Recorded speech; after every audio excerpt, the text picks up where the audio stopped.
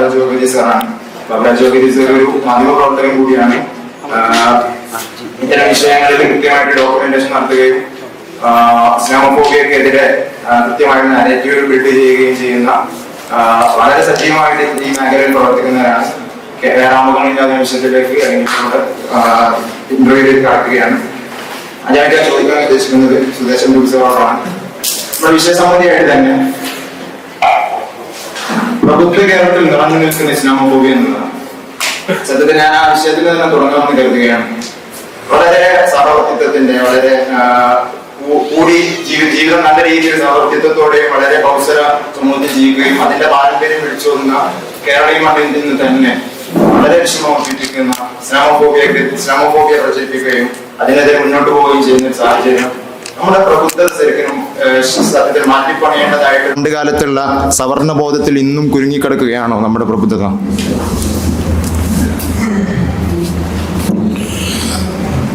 ആദ്യമായി പരിപാടിയിലേക്ക് ക്ഷണിച്ചതിന് പ്രിയ സുഹൃത്തുക്കൾ കൂടിയായ ദാറുൽ ഭാരവാഹികൾക്കും വിദ്യാർത്ഥികൾക്കും ഈ പരിപാടിയുടെ സംഘാടകർക്കും നന്ദി പറയുന്നു. രണ്ടാമത്തെ പ്രാവശ്യമാണ് ഞാനിവിടെ ഒരു പ്രോഗ്രാമിന് വരുന്നത്. വളരെ തെളിച്ചം മാഗസിനുമായിട്ട് വളരെ നാളത്തെ ഒരു ബന്ധമുണ്ട്. ഞാനതിൽ എഴുതിയിട്ടുണ്ട്. അതിൻ്റെ സുഹൃത്തുക്കളൊക്കെ തന്നെ നല്ല ആത്മബന്ധമുണ്ട്. ഇങ്ങനൊരു വിഷയം തിരഞ്ഞെടുത്തതിലും വലിയ സന്തോഷമുണ്ട്. കാരണം കഴിഞ്ഞ കുറേ വർഷങ്ങളായി ഇസ്ലാമോഫോബിയ എന്ന ഒരു പ്രശ്നത്തിനെ അഭിമുഖീകരിച്ചുകൊണ്ട് അതിലിടപെട്ടുകൊണ്ട് ബൗദ്ധിക തലത്തിലും അല്ലാതെയും ഒക്കെ പ്രവർത്തിക്കുന്ന ഒരു ഗ്രൂപ്പിൽപ്പെട്ട ആളുകളാണ് ഞങ്ങൾ രണ്ടുപേരും. അതുകൊണ്ട് തന്നെ കേരളത്തിനകത്ത് ഇസ്ലാമോഫോബിയ എന്നൊരു വിഷയത്തെക്കുറിച്ച് ആരെങ്കിലും ചർച്ച ചെയ്യുന്നുണ്ടെങ്കിൽ പൊതുവിൽ ഞങ്ങളെ ഒന്ന് പരാമർശിക്കാതെ അല്ലെങ്കിൽ ഞങ്ങൾ ചെയ്ത വർക്ക് പരാമർശിക്കാതെ ആർക്കും കടന്നു പോകാൻ കഴിയാത്ത രീതിയിലൊരു സംഗതി ഞങ്ങൾ ഉണ്ടാക്കിയെടുത്തു എന്നുള്ളത് അഭിമാനപൂർവ്വം ഞങ്ങൾക്ക് പറയാനുണ്ട്. കാരണം ഈ സമീപകാലത്താണ് കഴിഞ്ഞ മാർച്ച് 15-ാം തീയതി ലോക ഇസ്ലാമോഫോബിയ ദിനമായി ആചരിക്കുന്ന ദിനത്തിൽ ആ ദിവസം തന്നെ ഞങ്ങൾ 2 സംരംഭങ്ങൾക്ക് തുടക്കമിട്ടു. അതൊന്ന് മലയാളത്തിൽ ആദ്യമായിട്ട് വേണമെങ്കിൽ ഇന്ത്യൻ ഭാഷകളിൽ ആദ്യമായിട്ട് ഇസ്ലാമോഫോബിയ സംബന്ധിച്ച് ഡോക്യുമെൻ്റ് ചെയ്യുന്ന ഒരു വെബ്സൈറ്റ് islamophobiawatch.org എന്ന പേരിൽ ഞങ്ങൾ ആരംഭിച്ചു. മലയാളത്തിൽ ഇന്ത്യൻ ഭാഷകളിൽ വേറെ ഒരിടത്തും ഇല്ല എന്നാണ്, മലയാളത്തിലുമില്ല. അതോടൊപ്പം തന്നെ ഞങ്ങളൊരു YouTube channel the top media the other perspective എന്നൊരു യൂട്യൂബ് ചാനലും ആരംഭിച്ചു. ഇതെല്ലാം തന്നെ ഇസ്ലാമോഫോബിയ എന്ന വിഷയം പ്രധാനമായും അഡ്രസ്സ് ചെയ്യുന്ന സംരംഭങ്ങളാണ്. ചോദ്യത്തിലേക്ക് വരാം. കേരളത്തിനകത്ത് ഇസ്ലാമോഫോബിയ മറ്റെല്ലാ ഇന്ത്യൻ സംസ്ഥാനങ്ങളെ പോലെയും അല്ലെങ്കിൽ ലോകത്ത് പല സ്ഥലങ്ങളിൽ നടക്കുന്ന പോലെയൊക്കെ തന്നെ കേരളത്തിനകത്തും സജീവമായിട്ട് തന്നെ ഇസ്ലാമോഫോബിയ നിലനിൽക്കുന്നു എന്നൊരു യാഥാർത്ഥ്യം ഞങ്ങളൊക്കെ ആദ്യം പറയുന്ന സന്ദർഭത്തിൽ അംഗീകരിച്ചിരിക്കാതിരുന്ന ആളുകൾ പോലും ഇപ്പോൾ അംഗീകരിക്കുന്നു എന്നുള്ളതാണ്. അത് തന്നെയാണ് അതിനൊരു വലിയൊരു എന്താണ് ഇസ്ലാമോഫോബിയ എന്ന കാര്യത്തെ സംബന്ധിച്ച് ക്ലാരിറ്റി ഇല്ലാത്ത ആളുകൾക്ക് അത് ക്ലാരിറ്റി ഉണ്ടാക്കി കൊടുക്കുന്നതിനും ഇസ്ലാമോഫോബിയയും ഇസ്ലാം വിമർശനവും തമ്മിലുള്ള വ്യത്യാസം എന്താണ്, ഇസ്ലാമോഫോബിയ എങ്ങനെയാണ് ആരംഭിക്കുന്നത്, വർക്ക് ചെയ്യുന്നത്, അതിൻ്റെ പ്രശ്നങ്ങൾ എന്താണ് തുടങ്ങിയുള്ള കാര്യങ്ങളെ സംബന്ധിച്ചുള്ള ഒരു പഠനത്തിൻ്റെ ഭാഗമായിട്ട് ഇന്ന് ആളുകൾക്ക് ഇസ്ലാമോഫോബിയ കേരളത്തിനകത്ത് ഉണ്ട് എന്ന ഒരു ബോധം ചുരുങ്ങിയ പക്ഷം മുസ്ലിങ്ങളിൽ എല്ലാ വിഭാഗങ്ങൾക്കും ഉണ്ടായി എന്നുള്ളതാണ്. മുസ്ലിങ്ങളിൽ എല്ലാ വിഭാഗം മാത്രമല്ല, പ്രമുഖമായ രാഷ്ട്രീയ കക്ഷി നേതാക്കന്മാർ വരെ, നമ്മുടെ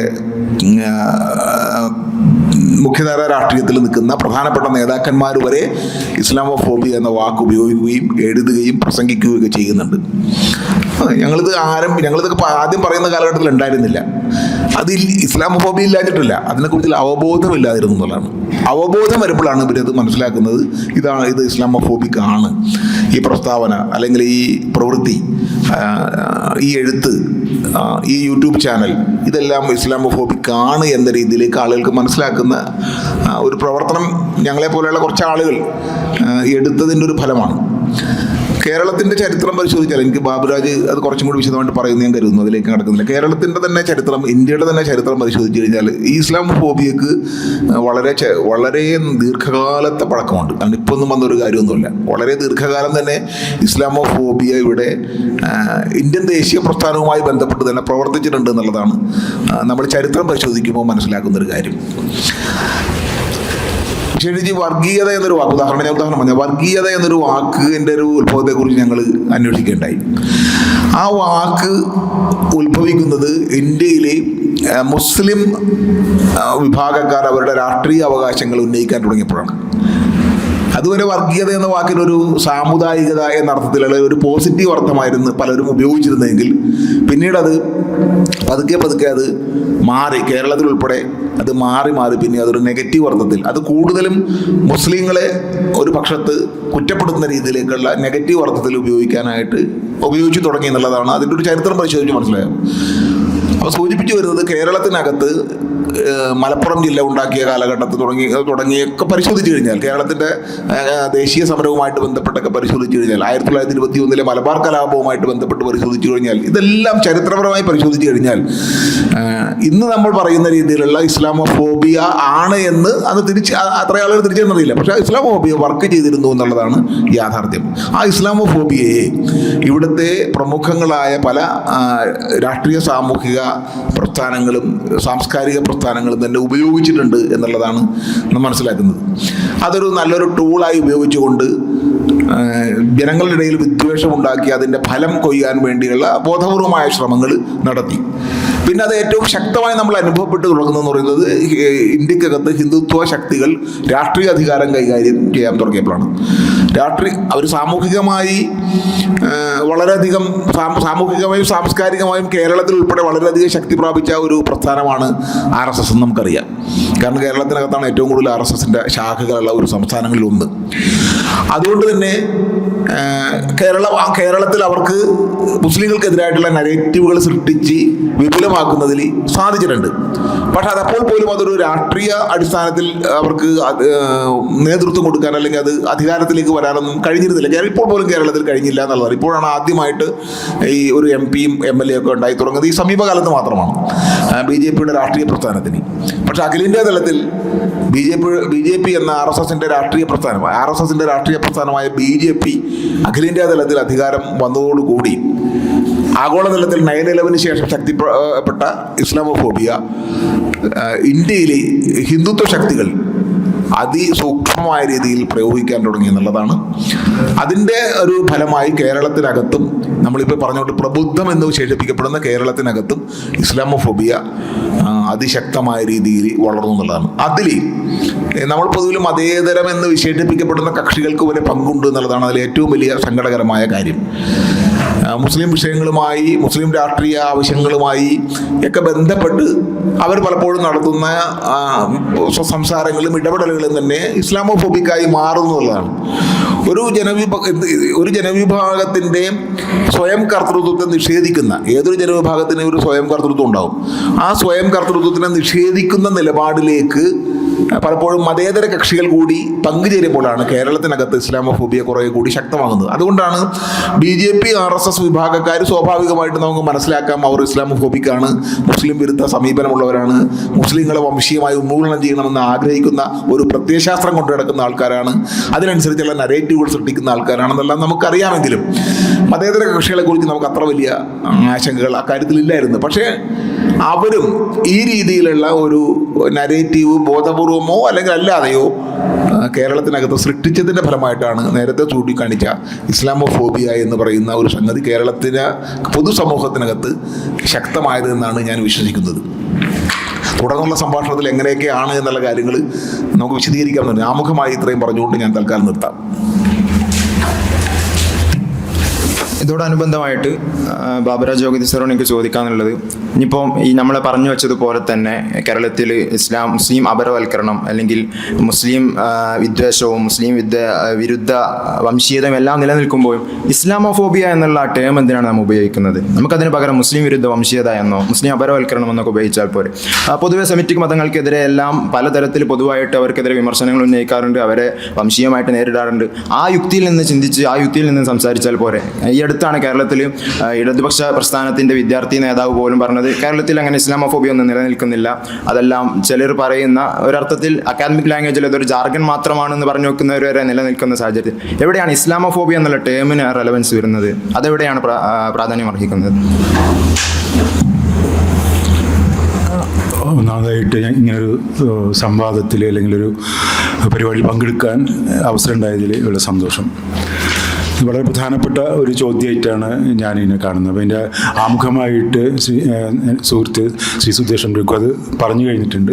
ഈ ചോദ്യത്തിലേക്ക് വന്നാൽ നമുക്കൊരു മൗലികവാദമില്ല. ഇസ്ലാമോഫോബിയ എന്നുള്ള വാക്ക് ഉപയോഗിക്കണമെന്ന് നമുക്കൊരു നിർബന്ധമില്ല. നമ്മളുടെ നിർബന്ധം ഇസ്ലാമോഫോബിയ എന്ന വാക്ക് കൊണ്ട് നമ്മൾ എന്താണ് പറയാൻ ഉദ്ദേശിക്കുന്നത് എന്ന കാര്യത്തിൽ മാത്രമാണ് നമുക്ക് നിർബന്ധ ബുദ്ധിയുള്ളൂ. നാളെ ഒരാൾ എക്സ് എന്ന വാക്കുകൊണ്ട് നാം പറയുന്ന കാര്യങ്ങളെക്കുറിച്ച് പറയാൻ തയ്യാറാണെങ്കിൽ ഈ എക്സ് എന്ന വാക്ക് ഇതിന് പകരം എടുക്കാൻ നമ്മൾ തയ്യാറാണ്. നമുക്കൊരു വിയോജിപ്പില്ല. അപ്പോൾ നമ്മൾ എന്താണ് ഇസ്ലാമോഫോബിയ എന്ന വാക്കിന് നമ്മൾ കൊടുക്കുന്ന അർത്ഥം എന്നതിലാണ് പ്രധാനം, അല്ലാതെ ആ വാക്ക് ഏതാണെന്നുള്ളതിലല്ല പ്രധാനമായിട്ടുള്ളത്. അതാണ് ഇതിൽ ഒന്നാമതായിട്ട് പറയാനുള്ളൊരു കാര്യം. ഇസ്ലാമോഫോബിയ എന്നുള്ള വാക്ക് നമ്മൾ ഉപയോഗിക്കുന്നതിന് മറ്റൊരു കാരണം കൂടിയുണ്ട്.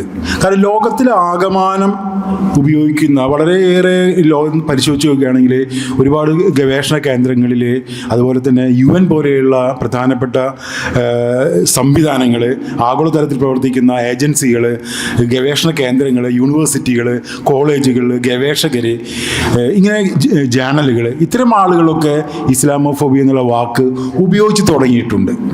അതുകൊണ്ട് കൂടിയാണ് നമ്മൾ ഇസ്ലാമോഫോബിയ എന്നുള്ള വാക്കിനെ നമ്മൾ തിരഞ്ഞെടുക്കാൻ കാരണം.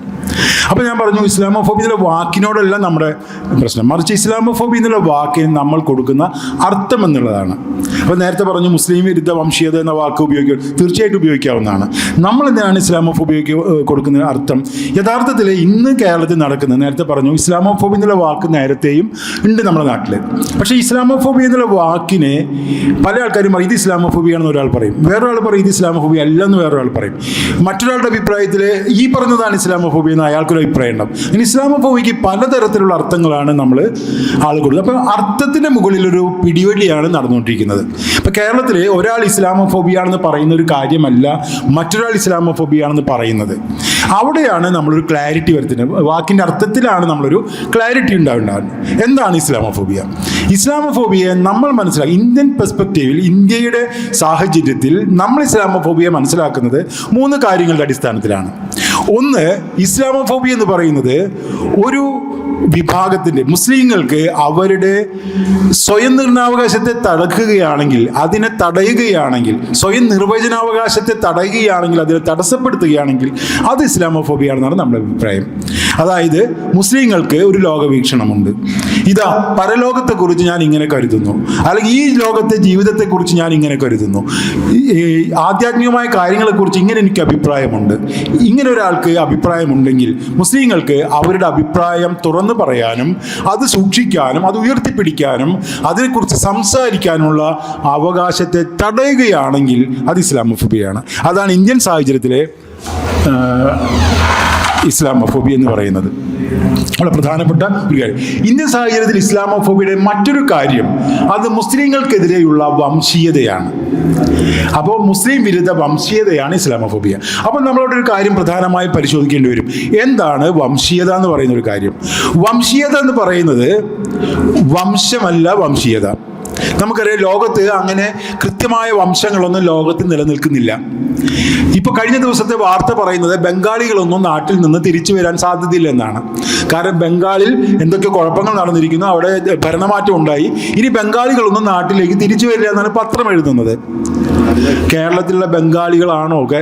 നമ്മൾ ബംഗാളി എന്ന് ഉദ്ദേശിക്കുന്നത് എന്താണ്? ബംഗാളി എന്ന് ഉദ്ദേശിക്കുന്നത് ജാർഖണ്ഡിൽ നിന്നും ഛത്തീസ്ഗഡിൽ നിന്നും UP-യിൽ നിന്നും ഒറീസയിൽ നിന്നും അതുപോലെ തന്നെ ബംഗാളിൽ നിന്ന് വരുന്ന ആളുകളെ കോമണായി വിളിക്കുന്ന ഒരു പേരാണ് ബംഗാളി എന്ന് പറയുന്നത്. മലയാളികളെ പണ്ട് മദ്രാസികൾ എന്ന് ബോംബെയിലുള്ള ആൾക്കാർ വിളിക്കുമായിരുന്നു. അത് മദ്രാസികൾക്ക്, അത് മദ്രാസി എന്ന് പറയുന്നത് മലയാളികളായാലും തെലുങ്കന്മാരായാലും തമിഴന്മാരായാലും അവരൊക്കെ മദ്രാസി എന്ന് വിളിച്ചിരുന്നത്. അതൊരു മോശപ്പെട്ട വാക്കായിട്ടാണ് അക്കാലഘട്ടങ്ങളിൽ മലയാളികൾ മനസ്സിലാക്കിയിട്ടുള്ളത്. ബംഗാളികളെയും നമ്മൾ വിളിക്കുന്നത് ബുദ്ധിയില്ലാത്ത ആൾക്കാർക്ക് ചെയ്യാനുള്ള പണികളാണ് ബംഗാളികൾ ചെയ്യുന്നതാണ് പറയുന്നത്. ഇത് ഏത് ബംഗാളിയാണ് ചെയ്തത് എന്ന് ചോദിക്കുന്ന ഒരു പ്രൂഫ് റീഡർ ഞാൻ ജോലി ചെയ്യുന്ന പത്രത്തിലുണ്ടായിരുന്നു. അദ്ദേഹം എപ്പോഴും ചോദിക്കുമ്പോൾ ഏതെങ്കിലും ഒരു പുതിയതായ ഒരു ട്രെയിനി ഒരു വാർത്ത എഴുതിയാൽ അദ്ദേഹം ചോദിക്കും ഇത് ഏത് ബംഗാളിയാണ് ഈ വാർത്ത എഴുതിയതെന്ന് ചോദിക്കും. കാരണം അത് മൊത്തം തെറ്റായിരിക്കും. അപ്പോൾ ബംഗാളി എന്ന വാക്ക് ഒരു മോശം വാക്കായിട്ട് കരുതിയിരുന്നു. അപ്പം അങ്ങനെ ഒരു വംശമല്ല, മറിച്ച് വിവിധ വിഭാഗങ്ങളെ വംശീയവൽക്കരിച്ച് കാണുക എന്ന് പറയുന്നൊരു കാര്യം ചെയ്യുകയാണെങ്കിൽ അതിന് വംശീയത എന്ന് പറയാം. അങ്ങനെ മുസ്ലിങ്ങളെ വംശീയവൽക്കരിച്ച് കാണുന്നതിനെ നമ്മൾ ഇസ്ലാമോഫോബിയ എന്നാണ് പറയുന്നത്. അതായത് അതിനൊരു ഉദാഹരണം പറഞ്ഞാൽ, ഒരു മുസ്ലിം ഒരു കാര്യം ചെയ്താൽ, ഒരു മുസ്ലിം ഒരു തെറ്റ് ചെയ്താൽ ആ തെറ്റ് എല്ലാ മുസ്ലിങ്ങൾക്കും ബാധകമാക്കുകയാണെങ്കിൽ അതൊരു വംശീയതയാണ്. ഒരു മുസ്ലിം വളരെ മോശപ്പെട്ട ഒരു കാര്യം ചെയ്യുമ്പോൾ അത് എല്ലാ മുസ്ലിങ്ങൾക്കും ബാധകമാക്കി സ്റ്റീരിയോ ടൈപ്പ് ചെയ്യുകയാണെങ്കിൽ, ഇപ്പം നമുക്കതിനെ പൊതുവെ ഇങ്ങനെ പറയാം, സ്റ്റീരിയോ ടൈപ്പ് ചെയ്യുകയാണെങ്കിൽ അതിനെ നമുക്ക് വംശീയത എന്ന് വിളിക്കാം. മുസ്ലിങ്ങൾക്കെതിരെയുള്ള വംശീയതയാണ് ഇസ്ലാമോഫോബിയ. ഇതാണ് ഇസ്ലാമോഫോബിയെ കുറിച്ച് രണ്ടാമത്തെ പോയിന്റ്. മൂന്നാമത്തെ പോയിന്റ്, അത് ഇന്ത്യയിൽ മാത്രം കണ്ടുവരുന്ന ഇസ്ലാമോഫോബിയാണ്. ആ പോയിന്റ് പറയുന്നത് മുസ്ലിങ്ങളുടെ സംഘാടനത്തോടുള്ള വിയോജിപ്പുകളാണ് ഇസ്ലാമോഫോബിയ. അപ്പൊ എന്താ സംഘാടനം എന്ന് പറഞ്ഞാൽ? സംഘാടനം എന്ന് പറഞ്ഞാൽ ഇപ്പോഴത്തെ ഒരു സംഘടനയാണ്. നിങ്ങളെല്ലാവരും ഗവേഷകരാണ്, അല്ലെങ്കിൽ പഠിക്കുന്ന ആളുകളാണ്, വിദ്യാർത്ഥികളാണ്. നിങ്ങൾ ഒരുമിച്ച് ചേർന്നിരിക്കുന്ന ഒരു പ്രത്യേക കാര്യത്തിന് വേണ്ടി. ഇത് സ്കൂൾ എന്ന് പറയുന്നത് ഒരു സംഘാടനമാണ്. ഇവിടെ ഒരു ആധ്യാത്മിക കേന്ദ്രം തുടങ്ങുന്നു, അതൊരു സംഘാടനമാണ്. പള്ളി ഒരു സംഘാടനമാണ്. പള്ളി കമ്മിറ്റി അതൊരു സംഘാടനമാണ്. സ്കൂൾ തുറക്കുന്നു അതൊരു സംഘാടനമാണ്. ഒരു പത്രം ഉണ്ടാക്കുന്നു അത് സംഘാടനമാണ്. രാഷ്ട്രീയ പാർട്ടി ഉണ്ടാക്കുന്നു അതൊരു സംഘാടനമാണ്. അപ്പൊ എന്ത് തരത്തിലുള്ള സംഘാടനത്തെയും വിയോജിപ്പ് പ്രകടിപ്പിക്കുകയാണെങ്കിൽ, അതിനെ വളരെ മോശപ്പെട്ട കാര്യമായി മനസ്സിലാക്കുകയാണെങ്കിൽ അത് ഇസ്ലാമോഫോബിയാണ്. ഉദാഹരണത്തിന് മുസ്ലിം ലീഗ് 1947 മുസ്ലിം ലീഗ് പിരിച്ചുവിടണമെന്നായിരുന്നു ആളുകളുടെ അഭിപ്രായം. കാരണം അത് പിരിച്ചുവിട്ടില്ലെങ്കിൽ ഇന്ത്യ വിഭജിക്കും മുസ്ലിങ്ങൾ എന്ന് അക്കാലഘട്ടത്തിലെ കോൺഗ്രസ്സുകാരും അതുപോലുള്ള ആളുകൾ കരുതിയിരുന്നു.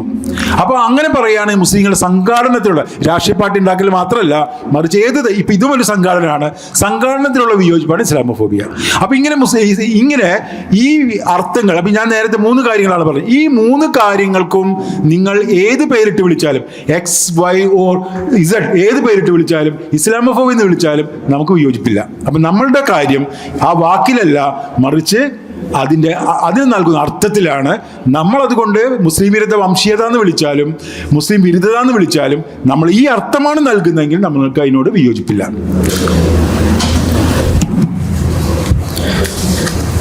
നമ്മൾ മുസ്ലിം സമുദായവും മറ്റു സമൂഹങ്ങളും എല്ലാം സ്വപ്നം കാണുന്ന ഒരു സഹവർത്തിത്വത്തിൻ്റെയും എല്ലാം മൈത്രിയുടെയും എല്ലാം ഒരു ലോകത്ത് നാം അതിനെ സ്വപ്നം കണ്ടുകൊണ്ടിരിക്കുന്ന സാഹചര്യത്തിലും നാം മാറ്റിപ്പണിയേണ്ട പല പരികല്പനകളും പല ചിന്തകളും ഉണ്ടെന്നാണ് ഞാൻ വിശ്വസിക്കുന്നത്. ഞാൻ പറഞ്ഞു വെക്കുന്നത്, ബാബരി ദംസനത്തിൻ്റെ സമയത്ത് കേരളത്തിൽ ഇന്നും മുസ്ലിം ലീഗിനെ പ്രശംസിക്കാനായി പറഞ്ഞു വെക്കുന്നത്, തങ്ങളെന്ന പ്രഖ്യാപനം നടത്തിയില്ലായിരുന്നെങ്കിൽ മുസ്ലിം സമുദായം ആകെ വൈകാരികമായിട്ട് സംഘർഷം, കേരളത്തിൽ ഒന്നാകെ സംഘർഷം സൃഷ്ടിക്കുമായിരുന്നു. മുസ്ലിം സമുദായം അവർക്കെതിരെയുള്ള വളരെ വൈകാരികമായിട്ടുള്ള അവരുടെ ആരാധന കേന്ദ്രം തകർക്കുമ്പോഴേക്കും യാതൊരു വിവേകപൂർവ്വമായിട്ടുള്ള തീരുമാനങ്ങളും എടുക്കാതെ വളരെ വൈകാരികമായിട്ട് കേരളത്തിലുള്ള അമ്പലങ്ങളെ കല്ലെറിയുകയും അമ്പലങ്ങളെ ഇല്ലായ്മ ചെയ്യുകയും ചെയ്യുമായിരുന്നു എന്നുള്ള ആ ഒരു പരികല്പന സൃഷ്ടിച്ചെടുത്ത് ആ ഒരു ചിന്തയെ മുന്നിൽ കണ്ട് നാം ലീഗിനെ പ്രശംസിക്കാൻ ഇറങ്ങുമ്പോൾ അതിലും ഒരു ഇസ്ലാമോഫോബിക് ആയിട്ടുള്ള ഒരു ചിന്ത ഉൾക്കൊള്ളുന്നുണ്ടെന്നാണ് ഞാൻ മനസ്സിലാക്കുന്നത്. ഈ അടുത്ത് കുറച്ച് വർഷങ്ങൾക്ക് മുമ്പ് കളമശ്ശേരി സ്ഫോടനമുണ്ടായ സമയത്തും പല മുസ്ലിങ്ങളും പ്രാർത്ഥിക്കുകയായിരുന്നു അതൊരു മുസ്ലിമായി പോകരുത് എന്നുള്ള തരത്തിൽ. കാരണം അതൊരു മുസ്ലിമായി പോയാൽ ഞാനും അതിന് അനുഭവിക്കേണ്ടി വരും, എൻ്റെ സമൂഹവും എൻ്റെ സമുദായവും അതിനെ അനുഭവിക്കേണ്ടി വരും എന്നുള്ള ആ ഒരു തരത്തിൽ വരെ അതിനെ നോക്കിക്കാണുന്നവരുണ്ട്. അപ്പോൾ ഞാൻ പറഞ്ഞു വെക്കുന്നത്, ഇത്തരമൊരു അവസരത്തിൽ നിങ്ങളുടെ തന്നെ സുഹൃത്തുക്കളായിട്ടുള്ള പ്രതീഷ് ബി സാറും ലാലി PM എല്ലാം അവരുടെ വീഡിയോയിൽ പറഞ്ഞു വെക്കുന്നത് ഞാനൊരു ഇസ്ലാമോഫോബിക് ആയിരുന്നു, എനിക്ക് അങ്ങനെ ഒരു കഴിഞ്ഞ കാലമുണ്ട്, എൻ്റെ ചിന്തകളിലും ഞാൻ എൻ്റെ ലോകവീക്ഷണങ്ങളിലും എല്ലാം പല ഇസ്ലാമോഫോബിക് ആയിട്ടുള്ള ചിന്തകളും പല കാര്യങ്ങളും വന്നു പോയിരുന്നു എന്നുള്ള പശ്ചാത്താപം പ്രകടിപ്പിക്കുന്നത് അത്തരത്തിൽ പ്രധാനമാണ്. ഇന്നത്തെ കാലത്ത് അത് അതിൻ്റെ ഒരു റെലവൻസ് എന്താണ്?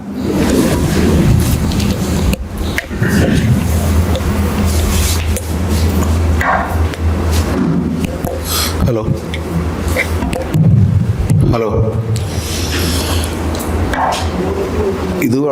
ഈ ചോദ്യത്തിന്, അതായത് ബാബരി മസ്ജിദിൻ്റെ വിഷയം വരുമ്പോൾ വേറൊരു തമാശ ഓർക്കുന്നത്, എല്ലാ ബാബരി മസ്ജിദ് ആ ഡിസംബർ 6 ദിവസവും ശബരിമലക്ക് ഒരു പ്രത്യേക പ്രൊട്ടക്ഷൻ കൊടുക്കും. അതൊരു സ്ഥിരം വാർത്തയാണ്, നിങ്ങൾ കണ്ടിട്ടുണ്ടാവുമല്ലോ. ശബരിമലയിൽ പ്രത്യേക സുരക്ഷ എന്ന് പറഞ്ഞൊരു വാർത്ത എല്ലാ ദിവസവും പത്രങ്ങളിലും മീഡിയയിലും ഒക്കെ വരും. ശബരിമല ആ സമയത്ത് ബാബ കല്യാണി എന്നുള്ളൊരു സിനിമയിൽ മാത്രം ഇങ്ങനെ ആ ഒരു ദിവസം തിരഞ്ഞെടുത്ത് ആക്രമിക്കുന്നതിനായിട്ട് ആ സമയം മാത്രം തിരഞ്ഞെടുക്കുന്ന മുസ്ലിം തീവ്രവാദി വരുന്നത് ബാബ കല്യാണിയിൽ മാത്രമേ ഉള്ളൂ. ജീവിതത്തിൽ ഒരിടത്തും കണ്ടിട്ടില്ല. അപ്പോൾ അതേമാതിരിയുള്ളൊരു ഒരു കാര്യമാണ് അത്. മുസ്ലിങ്ങൾ പൊതുവിൽ ആ രീതിയിലൊരു അക്രമ പ്രവർത്തനത്തിൽ ഏർപ്പെടുന്ന ആൾക്കാരുടെ നരേറ്റീവാണ് സൃഷ്ടിക്കുന്നത്. അവരതിൻ്റെ ഫലമായിട്ട് ഇത് മാത്രമല്ല, ഒരുപാട് കാര്യങ്ങൾ സംഭവിക്കും. അതിന് ബാബരി മസ്ജിദ് തകർക്കണ സമയത്ത് തങ്ങളില്ലായിരുന്നെങ്കിൽ, തങ്ങളുണ്ടായാലും ഇല്ലെങ്കിൽ പോലും കേരളത്തിൽ ആ മാതിരിയുള്ള അക്രമ പ്രവർത്തനങ്ങൾ ഏർപ്പെടുന്ന ഒരു സമൂഹമല്ല എന്ന് മുസ്ലിങ്ങൾ എന്നുള്ളതിൽ ചരിത്രം തെളിയിക്കുന്നുണ്ട്. പക്ഷേ ആരോപണം ഉന്നയിക്കും, ശക്തമായ രീതിയിലുള്ള ആരോപണം ഉന്നയിക്കും. അതാണ് നേരത്തെ ചൂണ്ടിക്കാണിച്ചപ്പോൾ തന്നെ ഓരോ ആളുകളും. അപ്പോൾ ഈ ആരോപണത്തിൻ്റെ ശക്തി കൊണ്ട് പലപ്പോഴും മുസ്ലിങ്ങൾ പിന്നോട്ട് വലിയുകയും ഉള്ളിലേക്ക് വലിയുകയൊക്കെ ചെയ്യുന്നൊരു സാഹചര്യം ഉണ്ടാകും. കാരണം അതുകൊണ്ടാണ് അവർ പ്രാർത്ഥിക്കുന്നത്, അയ്യോ ഞാൻ മുസ്ലിം പേരുകാരനാവല്ലേ. ഒരു ക്രിമിനൽ കുറ്റം ഉണ്ടാകുമ്പോൾ, എന്ത് നാട്ടിൽ നടന്നു കഴിഞ്ഞാലും ക്രിമിനൽ കുറ്റം ഉണ്ടാകുമ്പോൾ മുസ്ലിം പേരുകാരനാവല്ലേ എന്ന് അവർ പ്രാർത്ഥിക്കുന്നതിൻ്റെ കാര്യം അതാണ്. അവർ മാത്രമല്ല, വേറെ പല ആളുകൾ സോഷ്യൽ മീഡിയയിൽ വേറെ പല ആളുകൾ ഒരു മുസ്ലിം അല്ലാതെ ആവണേ എന്ന് പ്രാർത്ഥിക്കാറുണ്ട് പലപ്പോഴും. അതിൻ്റെ കാര്യം തന്നെയാൽ ഈ കഴിഞ്ഞ ദിവസം ഞങ്ങൾ ഇസ്ലാം ഫോബിയ വാച്ചിലൊരു ഇസ്ലാം ഫോബിയുടെ മനഃശാസ്ത്രത്തെക്കുറിച്ച് ഒരു ലേഖനം വരികയുണ്ടായി. കണ്ടിട്ടുണ്ടാവും. അപ്പോൾ അതിനകത്ത് എഴുതിയൊരു പോയിന്റ് ഇതാണ്. അതായത് ഈ പൊതുവിലെ എല്ലാ സമൂഹങ്ങളിലും ക്രൈം ഉണ്ടാവും. കുറ്റം ചെയ്യുന്ന ആളുകൾ എല്ലാ സമൂഹങ്ങളിലും ഉണ്ടാവും. മുസ്ലിങ്ങളിലുണ്ടാവും, മറ്റേത് സമൂഹത്തിനുണ്ടാവും. അപ്പോൾ ഈ മറ്റുള്ള സമൂഹത്തിലുള്ള ആൾക്കാർ, സ്വന്തം സമൂഹത്തിനുള്ള ആൾക്കാർ എന്ന് പറഞ്ഞാൽ അവരുടെ ക്രൈമിന് അവരവർ സ്വന്തക്കാരായിട്ടാണ് കാണുന്നത്, സ്വന്തക്കാരാണ്. അപ്പോൾ അതുകൊണ്ട് അവരതിനെ കുറ്റമായിട്ട് കാണുന്നില്ല. അപ്പുറത്ത് നിൽക്കുന്ന ആൾക്കാർ അവരെല്ലാവരും വ്യത്യസ്തരാണെന്ന് അവർ അംഗീകരിക്കും. ഈ സമൂഹത്തിനകത്തുള്ള സ്വന്തം സമൂഹത്തിനകത്തുള്ള ആൾക്കാർക്ക് വ്യത്യസ്തരാണ്. അതുകൊണ്ട് ഒരാൾ കുറ്റം ചെയ്യും, സ്വാഭാവികമാണ്. അയാൾ കുറ്റപ്പെടുത്തേണ്ട ആവശ്യമില്ല. വ്യത്യസ്തനാണ്, എന്നിൽ നിന്ന് വ്യത്യസ്തനാണ് ബാബുരാജ് ചിലപ്പോൾ കുറ്റം ചെയ്യുമായിരിക്കും. അപ്പോൾ എനിക്ക് കുഴപ്പമില്ല. പക്ഷെ മുസ്ലിങ്ങളുടെ കാര്യം വരുമ്പോൾ അങ്ങനെയല്ല, ഇവരെല്ലാം ഒന്നാണ്. അതുകൊണ്ട് ഇയാളൊരു കുറ്റം ചെയ്താൽ ഇയാളും കുറ്റക്കാരനാണ്, ആ കമ്മ്യൂണിറ്റി മൊത്തം കുറ്റക്കാരനാണ്. ഇതാണ് മുസ്ലിങ്ങളുടെ കാര്യത്തിൽ പ്രവർത്തിക്കുന്ന ഒരു മനഃശാസ്ത്രം എന്ന ലേഖനത്തിൽ ചൂണ്ടിക്കാണിക്കുന്നുണ്ട്. ഇതുപോലെയാണ്. അപ്പോൾ മുസ്ലിങ്ങൾ എന്ന് പറയുന്ന ഒരു ഹോമോജിനസ് ആയിട്ടുള്ള ഒരു തരത്തിലുള്ള വൈവിധ്യങ്ങളില്ലാത്ത എല്ലാവരും, ഇപ്പം നിങ്ങളിവിടെ തലക്കെട്ടുകാരായിട്ടുള്ള മുസ്ലിങ്ങൾ, എൻ്റെ നാട്ടിൽ തലക്കെട്ടുകാരുള്ള മുസ്ലിങ്ങൾ ഇല്ല. അതുകൊണ്ട് താടി വെക്കുന്ന മുസ്ലിങ്ങളുണ്ട്, താടി വെക്കാത്ത മുസ്ലിങ്ങൾ എത്രയോ ആളുകളുണ്ട്. പലതരത്തിലല്ല, വേഷത്തിലും രൂപത്തിലും എത്ര വ്യത്യാസമുണ്ട്, അവരുടെ ആശയങ്ങളിൽ എത്ര വ്യത്യാസമുണ്ട്, രാഷ്ട്രീയത്തിൽ എത്ര വ്യത്യാസമുണ്ട്, എന്തെല്ലാം കാര്യങ്ങളിൽ വ്യത്യസ്തരായ എല്ലാ ജനവിഭാഗങ്ങളും അങ്ങനെയാണ്, മുസ്ലിങ്ങളും അങ്ങനെയാണ്. ആശയപരമായും ഭൗതികമായിട്ടും എല്ലാ തരത്തിലും വളരെ വൈവിധ്യമുള്ള ഒരു കമ്മ്യൂണിറ്റിയാണ് മുസ്ലിങ്ങൾ. മറ്റെല്ലാവരും അങ്ങനെ തന്നെയാണ്, മുസ്ലിങ്ങൾ മാത്രം പ്രത്യേകതയല്ല. അപ്പോൾ ആ കമ്മ്യൂണിറ്റിക്കകത്ത് ഇങ്ങനെ ഹോമോജിനസ് ആയിട്ട് ഇവർ സങ്കല്പിച്ചുണ്ടാക്കുന്ന ഒരു സംഭവമാണിത്. അങ്ങനെ സങ്കല്പിച്ചുണ്ടാക്കിയിട്ടാണ് ആരെങ്കിലും ഒരാൾ കുറ്റം ചെയ്തിട്ടുണ്ടെങ്കിൽ ആ കമ്മ്യൂണിറ്റി മുഴുവൻ കുറ്റക്കാരനാണ് എന്ന രീതിയിലേക്ക് ഇത് പോകുന്നത്. അതുകൊണ്ടുള്ള കളമശ്ശേരി സ്ഫോടനം നോക്കുക. കളമശ്ശേരി സ്ഫോടനത്തിൻ്റെ അത് ആദ്യത്തെ 15 മിനിറ്റിനകം ഇയാൾ കുറ്റസമ്മതം നടത്തിയില്ലായിരുന്നെങ്കിൽ സംഭവിക്കാവുന്ന കാര്യം എന്താണെന്ന് ആലോചിക്കാൻ പോലും പറ്റില്ല. അത്രയ്ക്കുള്ള ഹെയ്റ്റ് ക്യാമ്പയിനാണ് ആ വാർത്തകളോട് ബന്ധപ്പെട്ട്. നമ്മൾ അത്ഭുതപ്പെട്ടു പോകും. സെബാസ്റ്റ്യൻ പോളിനെ പോലെയുള്ള വളരെ പരിണതപ്രജ്ഞനായിട്ടുള്ള, പലപ്പോഴും മുസ്ലിം വിഷയങ്ങളിലേക്ക് അനുകൂല നിലപാടെടുത്തിട്ടുള്ള ഒരു MP വരെ വന്നിരുന്ന് ചാനലിൽ, മുൻ MP വരെ ചാനൽ വന്നിരുന്ന് മുസ്ലിങ്ങളായിരിക്കും എന്നുള്ള രീതിയിൽ കുറ്റപ്പെടുത്തുകയാണ്. ആ രീതിയിലുള്ള കുറ്റപ്പെടുത്തലുകളും നിരന്തരമായ ഹെയ്റ്റ് പ്രചാരണങ്ങളും ശക്തമായിട്ട് ഏതാണ്ട് 15 മിനിറ്റകം ശക്തമായ രീതിയിൽ പ്രചരണം നടത്തുകയുണ്ടായി. ഇയാൾ കുറ്റസമ്മതം നടത്തി കഴിഞ്ഞതിന് ശേഷവും നടത്തുകയാണ്. കുറ്റസമ്മതം നടത്തിയതിന് ശേഷം എന്തെല്ലാം കണ്ട് പറഞ്ഞത്, കുറ്റസമ്മതം നടത്തി, അയാൾ കുറ്റസമ്മതം അങ്ങനെ ഒരാൾക്ക് ഒറ്റയ്ക്ക് മാത്രമായിട്ട് ചെയ്യാൻ പറ്റുമോ, യൂട്യൂബ് നോക്കി അങ്ങനെ ചെയ്യുന്ന അനുഭവം ഉണ്ടോ തുടങ്ങിയുള്ള അപ്പോഴും വിശ്വസിക്കുന്നില്ല. ഇയാൾ കുറ്റം ഏറ്റെടുത്തിട്ട് പോലും ജനം വിശ്വസിക്കുന്നില്ല. ആ രീതിയിലുള്ള പ്രചാരണങ്ങളാണ് അതിനകത്ത് നടന്നത്. അതിനോടനുബന്ധിച്ച് നടന്ന വേറെ കാര്യങ്ങളൊക്കെ ആലോചിച്ചു. അതുവരെ വലിയ രീതിയിലുള്ള ഭീകരപ്രവർത്തനം എന്ന രീതിയിൽ പറഞ്ഞിരുന്ന ആളുകൾ പെട്ടെന്ന് അത് ഭീകരപ്രവർത്തനമല്ലാതായി എന്നുള്ളതാണ്. ഇത്രയധികം ആളുകളെ കൊന്നേക്കുള്ള ഒരു സംഭവം കേരളത്തിൽ വേറെ ഉണ്ടായിട്ടില്ല. ഇങ്ങനത്തെ ഒരു സ്ഫോടനം ഏറ്റവും വലിയ ഭീകരപ്രവർത്തനമുണ്ട്. ആ കാര്യത്തിന് ഭീകരപ്രവർത്തനം പോലെ വാക്കില്ല. മാത്രമല്ല, മാർട്ടിൻ എന്ന ഒരേ ഒരു മനുഷ്യനല്ലാതെ വേറെ ആളൊരു കുറ്റവാളിയല്ല, ഒരു ഗൂഢാലോചനക്കാരനില്ല. അയാളുടെ വീട്ടുകാർക്ക് ശല്യമില്ല, അയാളുടെ ബന്ധുക്കൾക്ക് ശല്യമില്ല, അയാളുടെ സുഹൃത്തുക്കൾക്ക് ശല്യമില്ല, ഒരാളെയും ചോദ്യം ചെയ്തിട്ടില്ല. ഒരേ ഒരു കുറ്റവാളികളുണ്ട്, UAP കേസില്ല. ഇതെല്ലാം എടുത്ത് കളഞ്ഞു. മറിച്ച് മുസ്ലിം ആയിരുന്നെങ്കിലും അതാണ് അത് നേരത്തെ ബാബുരാജ് ഭഗവതി ഒരു വീഡിയോ തന്നെ ഭരണകൂട ഇസ്ലാമോഫോബിയ, ഇപ്പോൾ അത് പുറത്തു വന്നിട്ടുണ്ട്. ഭരണകൂടത്തിൻ്റെ ഇസ്ലാമോഫോബിയ എന്നുള്ള സവിശേഷമായ ഒരു സവിശേഷത നിൽക്കുന്നുണ്ട്. അപ്പോൾ ഇസ്ലാമോഫോബിയ എന്ന് പറയുന്ന സംഗതി നേരത്തെ എന്നോട് ചോദ്യം ചോദിച്ചത് പ്രതീഷിനെയും ലാലിയെയും പോലെയുള്ള ആളുകൾ അവരുടെ ഇസ്ലാമോഫോബിക് ആയിരുന്നു, അത് അവർ തിരുത്തി പറയുന്നു. അതിൻ്റെ പ്രാധാന്യമാണ് പറയുന്നത്. ഇസ്ലാമോഫോബിയ എല്ലാ മനുഷ്യരിലും ഉണ്ടാകും, എല്ലാ മനുഷ്യരിലും ഉണ്ടാവും. ഇല്ലെങ്കിലാണ് ഒരു അത്ഭുതകരമായ കാര്യമായിട്ട് ഞാൻ കാണുള്ളൂ. സ്വാഭാവികത എന്ന് പറഞ്ഞാൽ ഇസ്ലാമോഫോബിക് ആകുക എന്നുള്ളതാണ്. ഒരു മനുഷ്യൻ സ്വാഭാവികത എന്ന് പറഞ്ഞാൽ അയാൾ ഇസ്ലാമോഫോബിക്. കാരണം നമ്മുടെ പൊതുസമൂഹത്തിനകത്തുള്ള നരേറ്റീവുകൾ, പൊതുമണ്ഡലത്തിനകത്ത്, പൊതു മാധ്യമങ്ങൾക്കകത്ത്, പൊതു രാഷ്ട്രീയ പാർട്ടികളുടെ ഇടയിൽ നിൽക്കുന്ന മൊത്തമുള്ള നരേറ്റീവുകൾ മുഴുവൻ ഇസ്ലാമോഫോബിക്കാണ്. നമ്മുടെ പാഠപുസ്തകങ്ങൾ, നമ്മുടെ സിനിമ, നമ്മുടെ സാംസ്കാരിക മണ്ഡലം, നമ്മുടെ രാഷ്ട്രീയ മണ്ഡലം, ഇതെല്ലാം ഇസ്ലാമോഫോബിക് ആയതുകൊണ്ട് ഒരു മനുഷ്യൻ അവൻ മുസ്ലിം ആയാൽ പോലും ഇസ്ലാമോഫോബിക് അല്ലാതിരുന്നാൽ മാത്രമേ അത്ഭുതമുള്ളൂ ഞാൻ പറയുന്നുള്ളൂ. അപ്പോൾ ഫോബിയ എന്ന് പറഞ്ഞൊരു സംഭവത്തിൽ നിന്ന് മാറണമെങ്കിൽ അന്ന് ഞാൻ കഴിഞ്ഞ 15-ാം തീയതി ലേഖനത്തിൽ 15-ാം തീയതി ആ ദിവസം ഞാൻ ഒരു ലേഖനം ഞാൻ എഴുതുന്നുണ്ട്. അതിൽ സൂചിപ്പിച്ച് ഒരു ആത്മവിമർശനം, സ്വയം വിമർശനം, ആത്മപരിശോധന വളരെ പ്രധാനപ്പെട്ട ഒന്നാണ്. ഓരോരുത്തരും നടത്തേണ്ട ആത്മപരിശോധനയുടെ ഭാഗമായിട്ട് അത് മുസ്ലിങ്ങൾ ഉൾപ്പെടെയുള്ള ആൾക്കാർക്കുണ്ട്, നോൺ മുസ്ലിംസിനുണ്ട്. നോൺ മുസ്ലിംസിന് വളരെ കൂടുതലുണ്ടെന്ന് ഞാൻ പറയും. കാരണം എന്ന് വെച്ചാൽ നോൺ മുസ്ലിംസ് ആണ് വാസ്തവത്തിൽ ഇസ്ലാമോഫോബിയ പ്രചാരണത്തിൻ്റെ വാഹകരായിട്ട് നിൽക്കുന്ന ആൾക്കാർ. ഉൽപാദകരും വാഹകരും നോൺ മുസ്ലിംസ് ആയിട്ടുള്ള വിഭാഗക്കാരാണ്. അത് എല്ലാവരും ഒന്നല്ല, നോൺ മുസ്ലിംസിനാണ് കൂടുതലും ഇതിൻ്റെ ഉൽപാദകരും വാഹകരായിട്ട് നിൽക്കുന്നത്. അപ്പോൾ അവരെ സംബന്ധിച്ച് ഇത് തിരുത്തേണ്ടതിൽ വലിയ ബാധ്യതയുണ്ട്. ആ ബാധ്യത ഏറ്റെടുക്കുന്ന ആളുകൾ സ്വാഭാവികമായിട്ട് സമൂഹത്തിൽ വളരെ കുറവാണ്.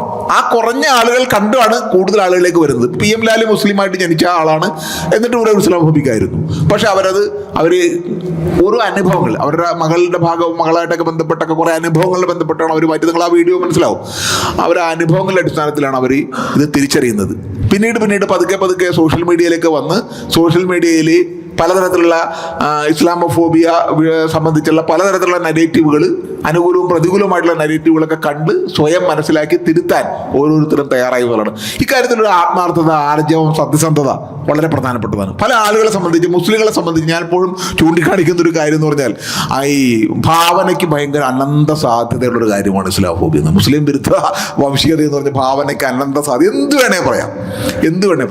ഇതാണ് അതിൻ്റെ സംഗതി. ഇത് അപ്പോൾ അങ്ങനെയുള്ളൊരു സാഹചര്യത്തിൽ അതിൽ നിന്ന് മാറി ചിന്തിക്കുക എന്നുള്ളത് വളരെ പ്രയാസമാണ്. കാരണം മുസ്ലിങ്ങളെ സംബന്ധിച്ചുള്ള സത്യം ഞങ്ങൾക്ക് അറിയണ്ട എന്ന രീതിയിലുള്ള ഒരു മുഖമടച്ച് നിൽക്കുന്ന ഒരു വിഭാഗമുണ്ട്. ആ വിഭാഗത്തിൻ്റെ ഇടയിൽ നിന്ന് ഇതാണ് സത്യം, നീ പറയുന്ന അസത്യമാണ് എന്ന രീതിയിലേക്ക് പറയുന്ന ആളുകളുടെ എണ്ണം വർദ്ധിപ്പിച്ചു വരേണ്ടതിൽ വലിയ പ്രാധാന്യം. അങ്ങനെയാണ് നമുക്കിതിനെ മറികടക്കാൻ കഴിയുള്ളൂ. ആ മറികടക്കലിൻ്റെ ഭാഗമായിട്ട് പ്രതീക്ഷിനെ പോലെയുള്ള യുക്തിവാദ മണ്ഡലത്തിൽ നിന്ന്, പൊതുവെ യുക്തിവാദ മണ്ഡലത്തിൽ നിൽക്കുന്ന ആളുകളൊക്കെ തന്നെ അതിശക്തമായ ഇസ്ലാമോഫോബിക് പ്രചാരണങ്ങൾ, കേരളത്തിലെ യുക്തിവാദ മണ്ഡലം എന്ന് പറഞ്ഞാൽ തുടക്കം മുതലേ ഇസ്ലാമോഫോബിക്കാണ്, ഇപ്പോൾ വളരെ ശക്തമാണ്. രവീന്ദ്രൻ്റെ ഗ്രൂപ്പുകാരൊക്കെ അതിശക്തമായുള്ള ഇസ്ലാമോഫോബിക് മാത്രമല്ല, ഭയങ്കര സയനിസ്റ്റിക് ആയിട്ടുള്ള നിലപാടുകൾ എടുക്കുന്നത്. അത് രണ്ടും പരസ്പര ബന്ധിതമാണെങ്കിൽ പോലും സയനിസ്റ്റിക് ആയിട്ടുള്ള നിലപാടെടുക്കുന്ന രീതിയിലേക്കാണ് ഈ ഇവിടുത്തെ യുക്തിവാദ പ്രസ്ഥാനം. ആ പ്രസ്ഥാനത്തിൽ നിന്ന് ഒരാൾ അതിശക്തമായ ആൻറ്റി ഇസ്ലാം ഫോബിക്കായിട്ട് വരിക എന്നുള്ളത് വലിയൊരു കാര്യം തന്നെയാണ്, തീർച്ചയായിട്ടും വലിയ കാര്യമാണ്. അങ്ങനെയും ഇപ്പോൾ കമ്മ്യൂണിസ്റ്റ് പാർട്ടിക്കകത്ത് നിന്നും അതുപോലെ തന്നെ കോൺഗ്രസ് പാർട്ടി പോലെയുള്ള മതേതര പ്രസ്ഥാനത്തിൽ നിന്നും അതേമാതിരിയുള്ള ശക്തരായ വക്താക്കൾ വരുമ്പോഴാണ് വാസ്തവത്തിൽ ഇസ്ലാം ഫോബിയ പ്രചാരണങ്ങളുടെ മുനയൊടിയാൻ തുടങ്ങുന്നത്. ആ മുനയൊടിയുന്നതിൻ്റെ ഭാഗമായിട്ടാണ് ഇത്തരം ഒരു തുറന്നു പറച്ചിലുകളെ നമുക്ക് കാണേണ്ടത്. അവർ ഓരോരുത്തർക്കും പല അനുഭവങ്ങളുണ്ടാവും. ആ അനുഭവങ്ങളെ വിശകലനം ചെയ്ത് അതിലേതാണ് ശരി തെറ്റാണെന്നുള്ളത്, ഇതിൽ ഏറ്റവും പ്രധാനമായിട്ട് എനിക്ക് വേണ്ടതുള്ളത് ആത്മപരിശോധന നടത്താനുള്ള ആർജവം എന്നുള്ളതാണ്. ഇത് രണ്ടും ഉണ്ടെങ്കിൽ തീർച്ചയായിട്ടും വേറെ നിക്ഷിപ്ത താല്പര്യമില്ലെങ്കിൽ ഒരു മനുഷ്യനെ ഇസ്ലാം ഫോബിയെ മനസ്സിലാക്കാനും തിരിച്ചറിയാനും തുറന്നു പറയാനും തൻ്റെ ഉള്ളിൽ തന്നെയുള്ള ഇസ്ലാം ഫോബിയെ ഇല്ലാതാക്കാനും കഴിയുമെന്നാണ് ഞാൻ കരുതുന്നത്. സുദേശ് സാർ പറഞ്ഞു വെച്ചത് പൊതുജനങ്ങൾക്കിടയിലും മാധ്യമങ്ങൾക്കിടയിലെല്ലാം ഇസ്ലാം ഫോബിയ നിലനിൽക്കുമ്പോഴും നമ്മളേറെ പ്രതീക്ഷയോടെ കാണുന്ന ചില സാംസ്കാരിക നേതാക്കന്മാരുണ്ട്. പക്ഷേ ഈ അടുത്ത് ആണ് മനസ്സിലായത് അത്തരം സാംസ്കാരിക നേതാക്കന്മാരും വെറും മുഖംമൂടി അണിഞ്ഞ് ധരിച്ച് അത് പ്രചരിപ്പിച്ച് നടക്കുന്ന, അല്ലെങ്കിൽ ഉള്ളറിയാതെ വേറെ എന്തൊക്കെയോ പറഞ്ഞ് നടക്കുന്നവരാണെന്ന് ഈ അടുത്ത കാലത്താണ് മനസ്സിലാക്കാൻ സാധിച്ചത്. ഞാൻ പറഞ്ഞു വരുന്നത് പുകസയിലടക്കം വളരെ സാംസ്കാരികമായിട്ടും വളരെ പുരോഗമനമായുള്ള ചിന്തകൾ മുന്നോട്ട് വെക്കുമ്പോഴും ആ മനുഷ്യനടക്കം ഉള്ളിൽ ഇസ്ലാമോഫോബിയ പേറി വളരെ നീളം ജുബ്ബയെല്ലാം ധരിച്ച് ജനാധിപത്യത്തെക്കുറിച്ചും സ്വാതന്ത്ര്യത്തെക്കുറിച്ചും വാചാലമാകുന്ന സമയത്തും അനീതികൾക്കിടയിലും സാമൂഹിക അസമത്വങ്ങൾക്കിടയിലും എല്ലാം ചവിട്ടിമെതിച്ച് ഇസ്ലാമോഫോബിയ പറയാണ്. അതും മുസ്ലിം സാമുദായിക വിഷയങ്ങളിലും ഇസ്ലാമിക അനുവർത്തങ്ങളൊന്നുമില്ലാത്ത KN കുഞ്ഞഹമ്മദ് പോലത്തെ ഒരു സാംസ്കാരിക നേതാവിനോടും ഡോക്ടർ PK പോക്കർ എന്ന മനുഷ്യനെതിരെയും ഇസ്ലാം ഫോബിക് കണ്ടന്റ് പറയുന്ന സാഹചര്യത്തിൽ നമ്മുടെ സാംസ്കാരിക നേതാക്കന്മാർക്കകത്തുപോലും ഇസ്ലാമോഫോബിയ കൃത്യമായിട്ട് വർക്ക് ചെയ്യുന്നുണ്ടെന്നാണ് നമുക്കിതിലൂടെ മനസ്സിലാക്കാൻ സാധിക്കുന്നത്. അപ്പോൾ ഈ ഒരു സാംസ്കാരിക ഇടത്ത് പോലും ഇസ്ലാം ഫോബിയ വളരെ അതിശ്രുതം പരന്നിക്കുന്ന സാഹചര്യത്തിൽ അതിൻ്റെ ഒരു സാമാന്യ യുക്തി എന്താകുമെന്നാണ് ബാബുരാജ് ജോഗി സാർ മനസ്സിലാക്കുന്നത്.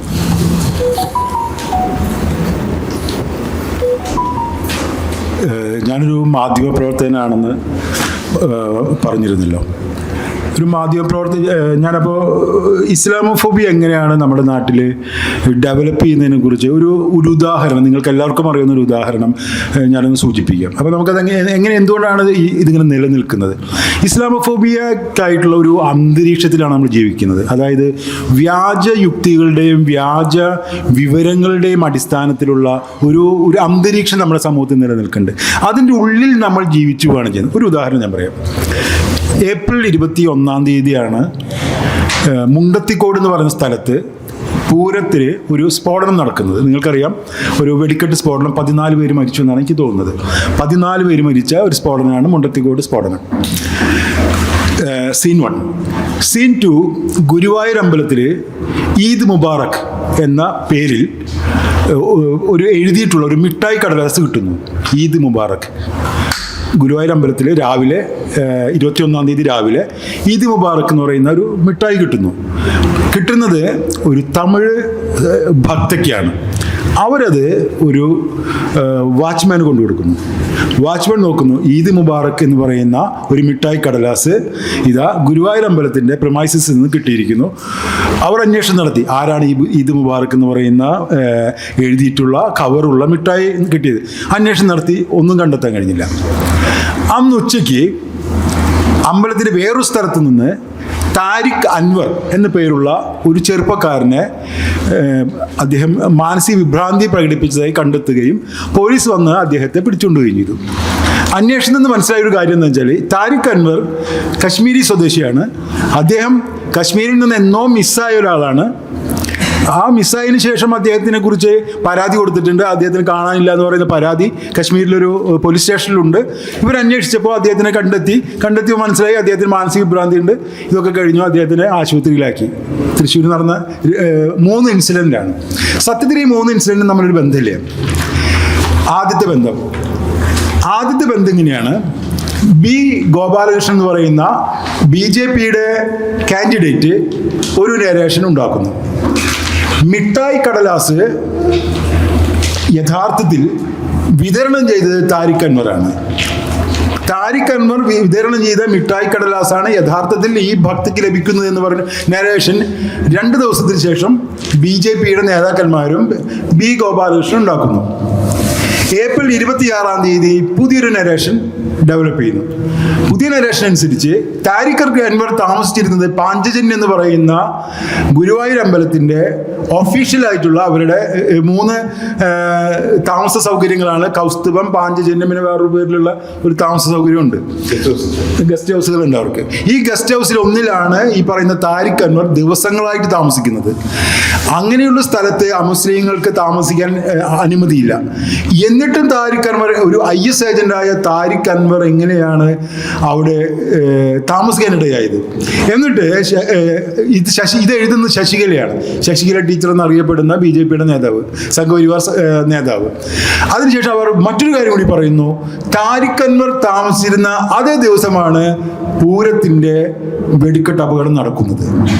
അപ്പോൾ നോക്കി, അതായത് ഒരു തരത്തിലും ബന്ധമില്ലാത്ത 3 കാര്യങ്ങളെ അവർ പരസ്പരം, ഒരാളല്ല ബന്ധിപ്പിക്കുന്നത്, 2 ആൾ പരസ്പരം പല സ്ഥലത്തിരുന്നു കൊണ്ട് ബന്ധിപ്പിക്കുകയും ഒരു നരേഷൻ സൃഷ്ടിക്കുകയും ചെയ്തു.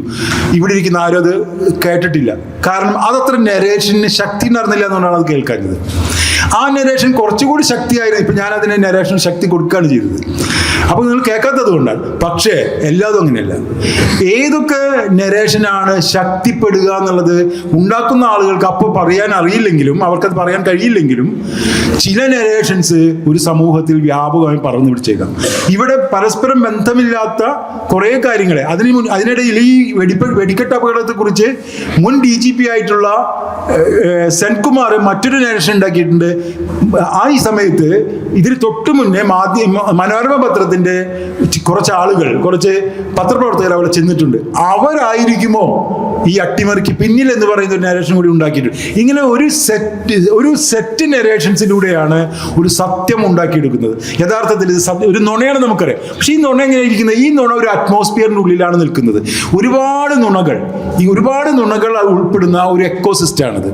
അപ്പോൾ യഥാർത്ഥത്തിൽ ഫേക്കായിട്ടുള്ള ന്യൂസുകളുടെ, ഫേക്കായിട്ടുള്ള ഇൻഫോർമേഷൻസിൻ്റെ ഒരു ഇക്കോസിസ്റ്റത്തിനുള്ളിലാണ് നമ്മളെല്ലാവരും ജീവിക്കുന്നത്. ഈ ഇക്കോസിസ്റ്റത്തിനെ പൊളിച്ചൊരാൾ പുറത്തു വരിക എന്ന് പറയുന്നത് വളരെ പ്രധാനപ്പെട്ട, വളരെ ബുദ്ധിമുട്ടേറിയ ഒരു കാര്യം. കാരണം അത് നമ്മൾ ശ്വസിക്കുന്നത് പോലെ നമുക്ക് ചുറ്റുമുണ്ട്. നമ്മൾ ഉപയോഗിക്കുന്ന വാക്കുകളിൽ, നേരത്തെ ശ്രീ സുദേശം രഘു പറഞ്ഞൊരു കാര്യമുണ്ട്. അതായത് വർഗീയത നമ്മൾ ഒരു കാര്യത്തെ വിശേഷിപ്പിക്കുമ്പോൾ അത് ചരിത്രത്തിലൂടെ ഒരുപാട് കാര്യങ്ങളിലൂടെയാണ്, ചരിത്രത്തിൻ്റെ പല ഘടകങ്ങളിലൂടെ കടന്നു പോയിട്ടാണ്, ചരിത്രത്തിൻ്റെ പല ഘട്ടങ്ങളിലൂടെ കടന്നു പോയിട്ടാണ് ആ വാക്ക് നമ്മുടെ ഉള്ളിലേക്ക് എത്തുന്നത്. അപ്പോൾ ഒരാൾ ഒരു വാക്ക് പറയുമ്പോൾ ഈ വാക്കിലൂടെ കൺവേ ചെയ്യുന്നത്, അത് ഈ കൺവേ ചെയ്യുന്നത് തീരുമാനിക്കുന്ന ആരാ? ഇവിടെ നിൽക്കുന്ന നരേഷൻസിൻ്റെ ഒരു ശക്തിയാണ്. ഈ നരേഷൻസിൻ്റെ ശക്തി ഇല്ലാതാവണമെങ്കിൽ നമുക്ക് ചെയ്യാവുന്ന കാര്യം ബദൽ നരേഷൻസ് ഡെവലപ്പ് ചെയ്യൽ മാത്രമാണ്. ഇതിന് ഓരോ നിമിഷവും, അതായത് നമ്മൾ റീൽസ് കാണുന്ന പോലെയാണ്, ഞാൻ നേരത്തെ സംസാരിക്കുന്നതിനെ കുറിച്ച്, റീൽസ് കാണുന്ന പോലെ നമ്മൾക്ക് ചുറ്റും ഇതിങ്ങനെ കയറി പോയിക്കൊണ്ടിരിക്കുകയാണ്.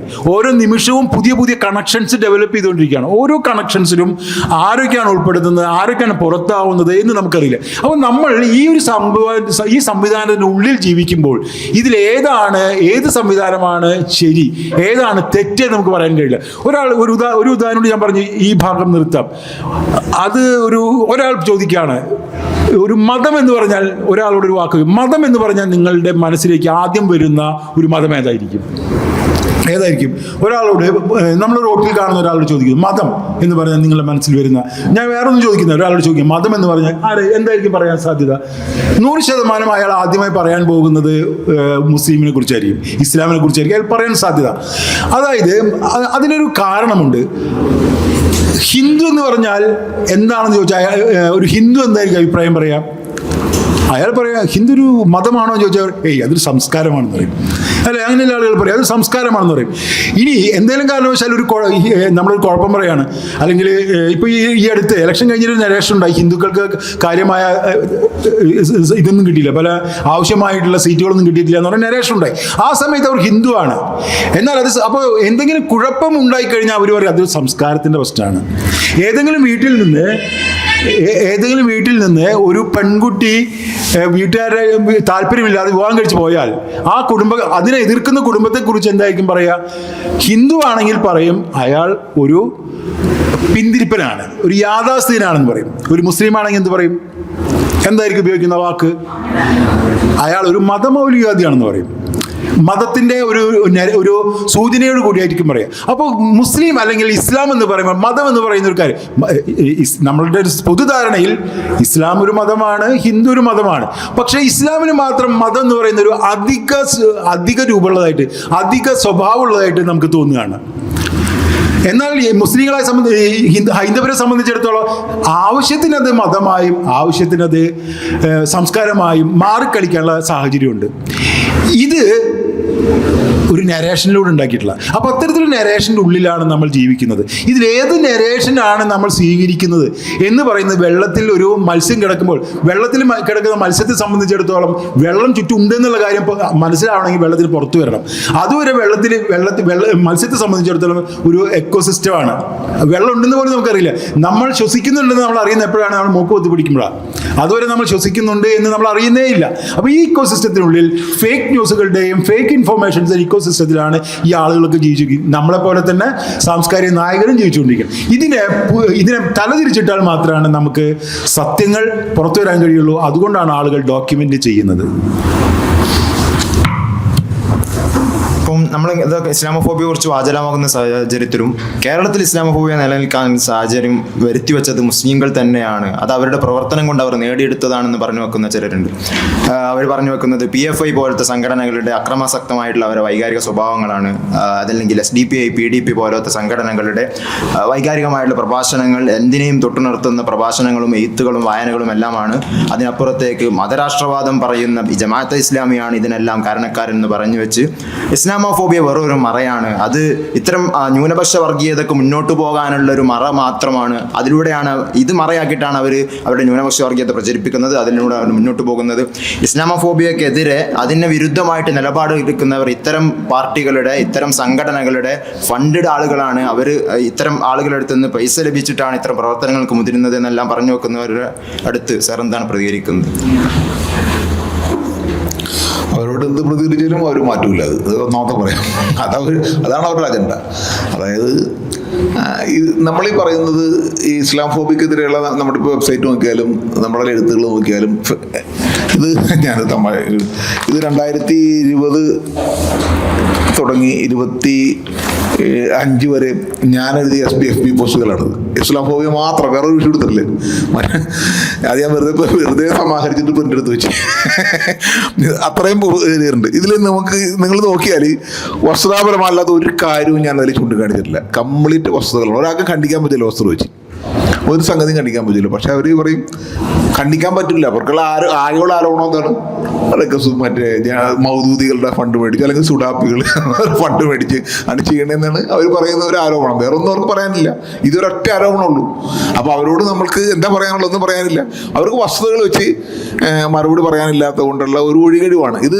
സംഖ്യകൾ മാത്രമല്ല, പലപ്പോഴും മറ്റു വിഭാഗത്തിൽപ്പെട്ട ആൾക്കാരും അവർക്കെതിരെ എന്തെങ്കിലുമൊക്കെ പറയുകയാണെങ്കിൽ, അല്ലെങ്കിൽ ശരിക്കും ഭരണകൂടമായിട്ട് ബന്ധപ്പെട്ട് കഴിഞ്ഞാൽ അതൊരു പ്രധാനപ്പെട്ടുണ്ട്. ഇപ്പോൾ ഇടതുപക്ഷം ഭരിക്കുകയാണെങ്കിൽ ഭരണകൂടം ഇസ്ലാം ഫോബിയ നിലനിൽക്കുന്നതുകൊണ്ട് തന്നെ ഇടതുപക്ഷത്തുള്ള ആൾക്കാർ ശക്തമായ രീതിയിൽ പറയും. ഇനിയിപ്പോൾ UDF ഭരിക്കുമ്പോൾ UDFിൻ്റെ ആൾക്കാരും പറയാൻ സാധ്യതയുണ്ട്. അവരും പറയും ഈ രീതിയിൽ ഈ പറയുന്നത് ഫണ്ട് മേടിച്ച് ചെയ്യുന്നതാണെന്നൊക്കെ പറയും. ഒറ്റയ്ക്ക് തെറ്റൊക്കെ അല്ലാതെയൊക്കെ പറയുന്നുണ്ട്. അപ്പോൾ അതാണ് അതിൻ്റെ ഒരു സംഭവം എന്ന് പറഞ്ഞാൽ.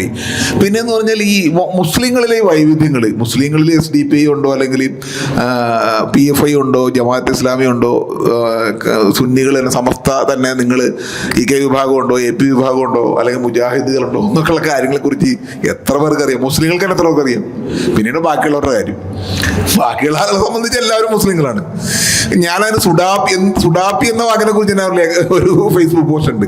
അപ്പോൾ അതിൽ പറയുന്നത് ഈ ആളുകൾ ഈ പലപ്പോഴും ചെയ്യുന്ന കമന്റുകളൊക്കെ ഉണ്ടല്ലോ, നിങ്ങൾ ഓരോ മുസ്ലിങ്ങളായിട്ട് ബന്ധപ്പെട്ട കമന്റുകൾ, ആ കമന്റുകളിൽ ഇവൻ സുഡാപ്പിയാണെന്ന് പറയുന്നത് ഇവൻ മുസ്ലിമാണെന്ന് അർത്ഥത്തിലാണ്, അല്ലാണ്ട് SDPക്കാരെന്ന അർത്ഥത്തിലല്ല. അല്ലാണ്ട് ഇപ്പോൾ അവരാ മുസ്ലിം എന്നുള്ളതിന് പര്യായമായിട്ടാണ് സുഡാപ്പി എന്നുള്ള വാക്ക് ഉപയോഗിക്കുന്നത്.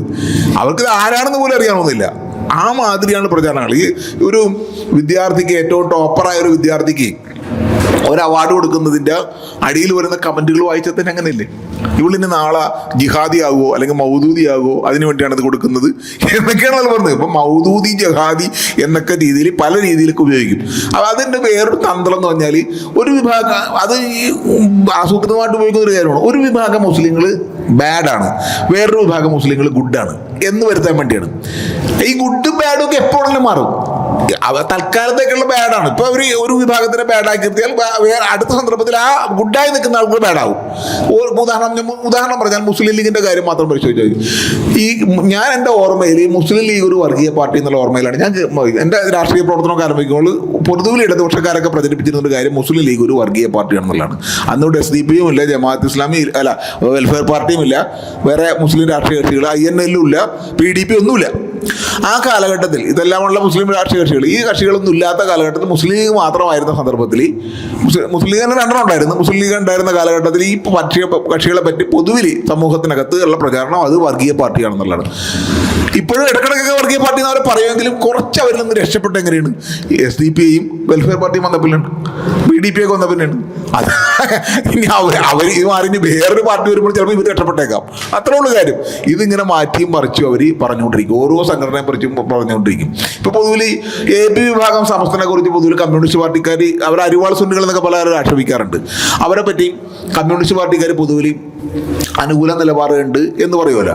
പക്ഷെ പിണറായി വിജയൻ അത് രൂക്ഷമായ രീതിയിൽ സമസ്തന AP കാന്തപുരം മൗലവിനെ വിമർശിച്ചിട്ടില്ല. അത് രൂക്ഷമാണ് വിമർശിച്ചിട്ട് അത് രൂക്ഷമായ രീതിയിൽ വളരെ ഇസ്ലാം ഫോബിക് എന്ന് പറയാവുന്ന രീതിയിലുള്ള ഇത് പലപ്പോഴും ഈ CPM-ന്റെ നേതാക്കന്മാരിൽ നിന്ന് പല സന്ദർഭങ്ങളായിട്ട് വരും. അത് ആരെപ്പറ്റിയും പറയുന്നതാണ്, ആരെപ്പറ്റിയും വരാം.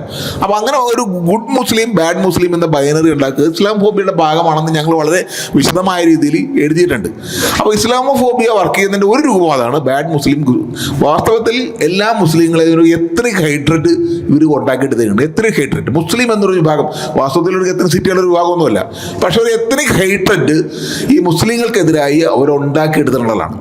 അത് ഏത് വിഭാഗമാണെന്നൊരു വിഷയമൊന്നുമില്ല. അങ്ങനെ അതിൻ്റെ ഭാഗമായിട്ടാണ് ഇവർ ഈ പ്രചാരണം നടത്തി ഇരുന്നത്. അപ്പോൾ ആ പ്രചാരണത്തിൻ്റെ ഭാഗമായിട്ട് ഇത് നമ്മൾ സത്യം പറയുന്ന ആൾക്കാരാ, വിശേഷിച്ച് മുസ്ലിങ്ങളല്ലാത്ത ആൾക്കാരോ, സ്വാഭാവികമായിട്ട് ആളുകൾ കരുതുന്നത് മുസ്ലിങ്ങൾ വർഗീയവാദികളാണ്, അതുപോലെ തന്നെ തീവ്രവാദികളാണ്, ജിഹാദികളാണ്, കുഴപ്പക്കാരാണ്, ക്രിമിനലുകളാണ്, എല്ലാ കുറ്റങ്ങളുടെയും പുറകിൽ മുസ്ലിങ്ങളാണ് എന്നൊക്കെയുള്ള പൊതുബോധം നിലനിൽക്കുന്ന ഒരു സമൂഹത്തിനകത്ത് അവരെവിടെയും ബോംബ് വെക്കുന്ന ആൾക്കാരാണ്, എല്ലാ ബോംബ് സ്ഫോടനത്തിന് പിന്നിലവരാണ്, എല്ലാ തീവ്രവാദികൾ മുഴുവൻ മുസ്ലിങ്ങളാണ് എന്നൊക്കെയുള്ള രീതിയിലുള്ള പ്രചാരണങ്ങൾ. ഈ പ്രചാരണത്തിന് വലിയധികം സ്വാധീനമുള്ളൊരു സമൂഹത്തിനകത്ത് അങ്ങനെയല്ല. മുസ്ലിങ്ങളുടെ ഭാഗത്ത് ന്യായമുണ്ട്, മുസ്ലിങ്ങൾ പറയുന്നതിൽ സത്യമുണ്ട്, നിങ്ങൾ മുസ്ലിങ്ങൾക്കെതിരെ നടക്കുന്ന പ്രചാരണങ്ങൾ വ്യാജങ്ങളാണ്, അത് നുണയാണ്, വസ്തുതകൾ ഇതാണ് എന്ന് പറഞ്ഞ് ഒരുത്തം വന്നാൽ സ്വാഭാവികമായിട്ടും അവർ കരുതുന്നത് ഒന്നുകിൽ ഇയാൾക്ക് തലക്ക് സുഖമുണ്ട്, അല്ലെങ്കിൽ മനോരോഗിയാണ്, അല്ലെങ്കിൽ ഫണ്ട് വാങ്ങുന്നതാണ്, അങ്ങനെ കരുതുള്ളൂ.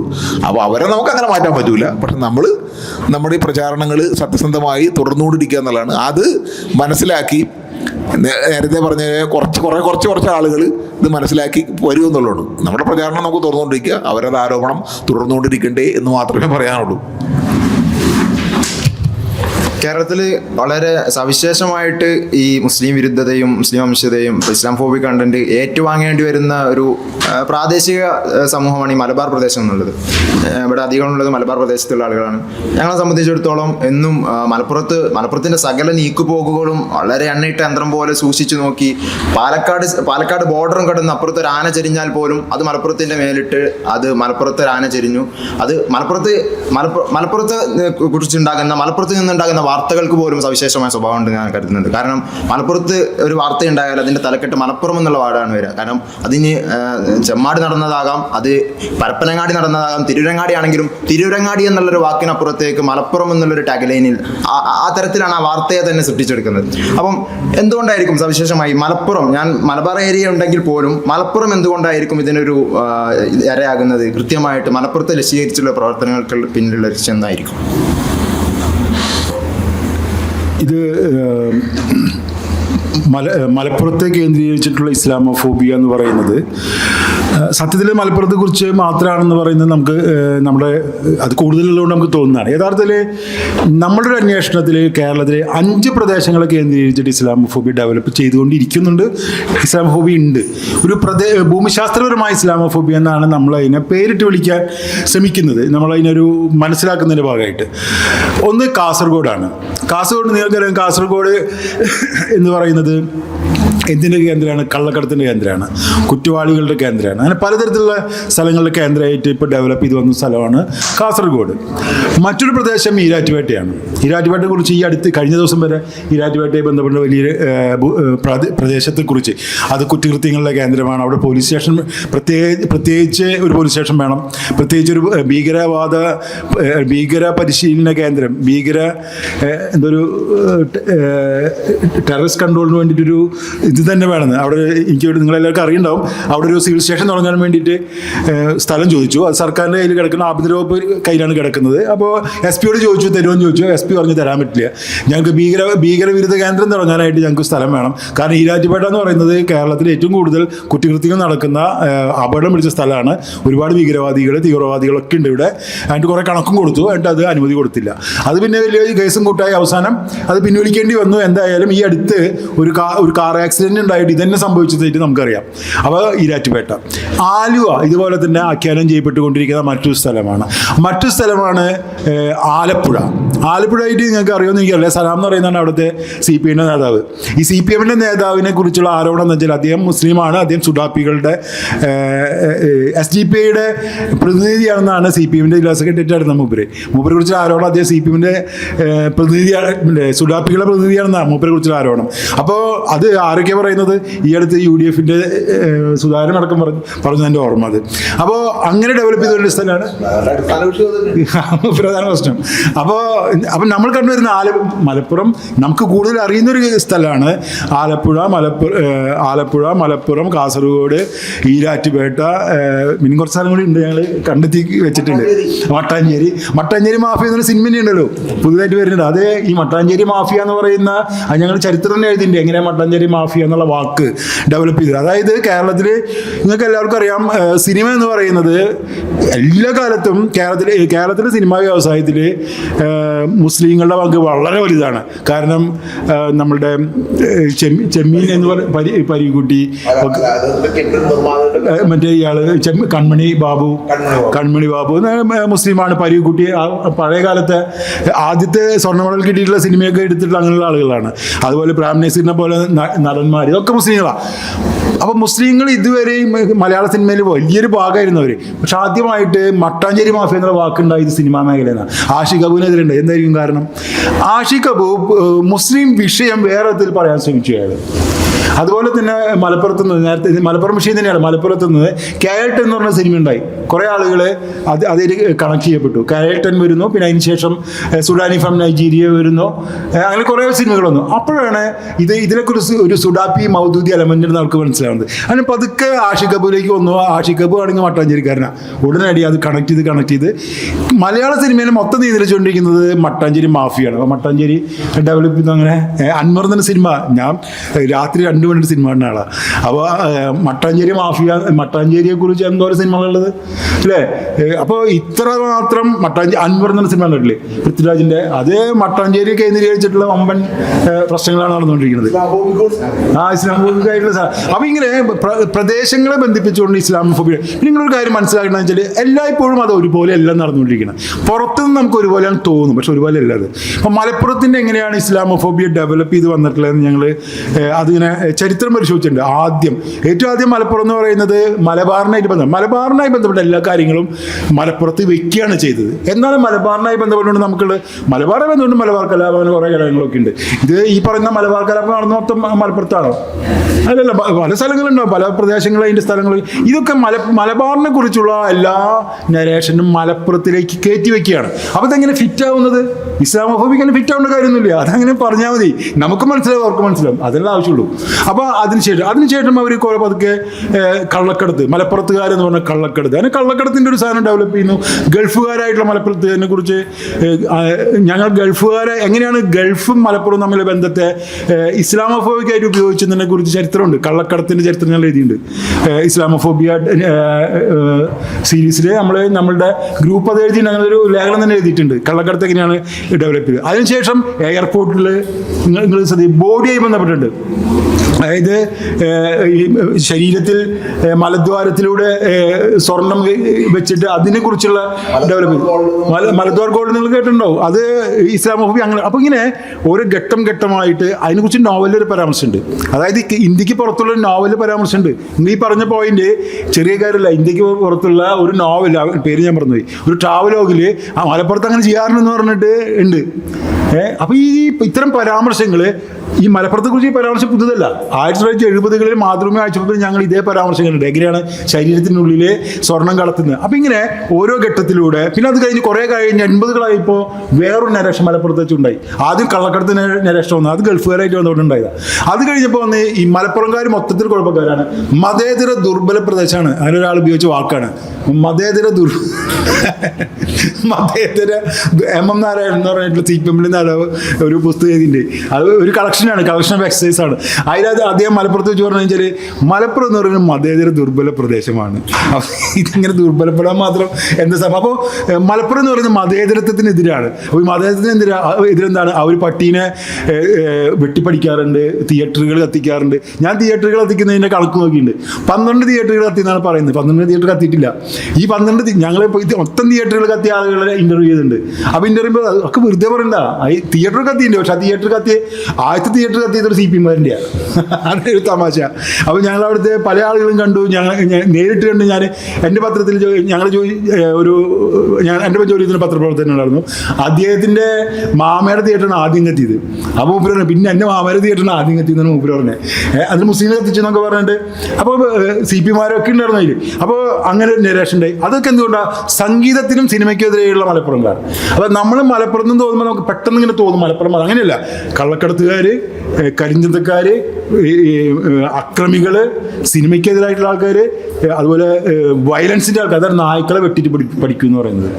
അത് അതിൻ്റെ അപ്പം ഇങ്ങനെ ഓരോ രീതിയിൽ പാട്ടിനെതിരെ, സിനിമയ്ക്കെതിരെ, സംഗീതത്തിനെതിരെ, മതേതരത്വത്തിനെതിരെ, അതാണ് മതേതരത്വം. ഇങ്ങനെ നരേഷൻ ഒരു കാര്യം മനസ്സിലാക്കുക, നിൽക്കുന്നിടത്തല്ല ഇപ്പം ഇരിക്കുന്നത്. ഇസ്ലാമോഫോബിയുടെ പ്രത്യേകത അതിങ്ങനെ പുതുക്കൊണ്ടേയിരിക്കും. അതിൽ പുതിയ പുതിയ കാര്യങ്ങൾ ചേർത്തുകൊണ്ടേയിരിക്കും. തോറ്റു കഴിഞ്ഞാൽ അവരെന്ത് ചെയ്യും? അത് അവിടുത്തെ നിർത്തിയിട്ട് പുതിയ നരേഷൻ ഉണ്ടാക്കും. അപ്പോൾ ഈ നരേഷൻ ഞങ്ങൾ ശ്രദ്ധിച്ചുള്ള കാര്യം എന്ന് വെച്ചാൽ 1970 ഉണ്ടാകുന്ന നരേഷൻ അപ്പം നിന്ന് പോകും. പക്ഷേ 2020 ആ നരേഷൻ വീണ്ടും തിരിച്ചു വരും. അതായത് ഇസ്ലാമോഫോബിയുടെ പ്രത്യേകത അതൊരിക്കലും മരിക്കുന്നില്ല. അതിന് ശക്തി ചോർന്നു പോയാലും മറ്റൊരു സന്ദർഭത്തിൽ ഫിനിക്സ് പക്ഷിയെ പോലെ ഇസ്ലാമോഫോബിയ ഉയർത്തെഴുന്നേൽക്കും. അതാണ് എൻ്റെ പ്രത്യേകത. അപ്പം ഞങ്ങൾ തമ്മിലുള്ള സംസാരം ഇവിടെ അവസാനിക്കുകയാണ്. ഇനി നിങ്ങൾക്ക് എന്തെങ്കിലും ചോദിക്കാനുണ്ടെങ്കിൽ ചോദിക്കാം.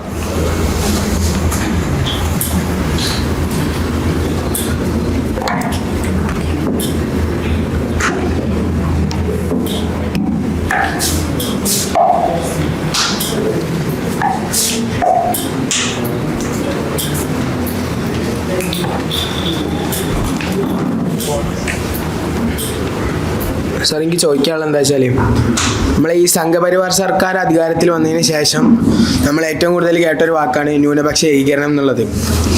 അപ്പോൾ ഈ ന്യൂനപക്ഷ ഏകീകരണം ഇസ്ലാമോഫോബിയക്ക് വളം വെച്ചു എന്ന് പറഞ്ഞാൽ അത് എത്രത്തോളം സാധൂകരിക്കാൻ സാധിക്കും നമുക്ക്? അതായത് ന്യൂനപക്ഷ ഏകീകരണം ഇസ്ലാമോഫോബിയക്ക് കൂടുതൽ അവസരം ഒരുക്കി നൽകി എന്ന് പറഞ്ഞാൽ അത് എത്രത്തോളം നമുക്ക്? ആരോടാണെന്ന് കൂടിയുള്ളത് സാറിനോട്.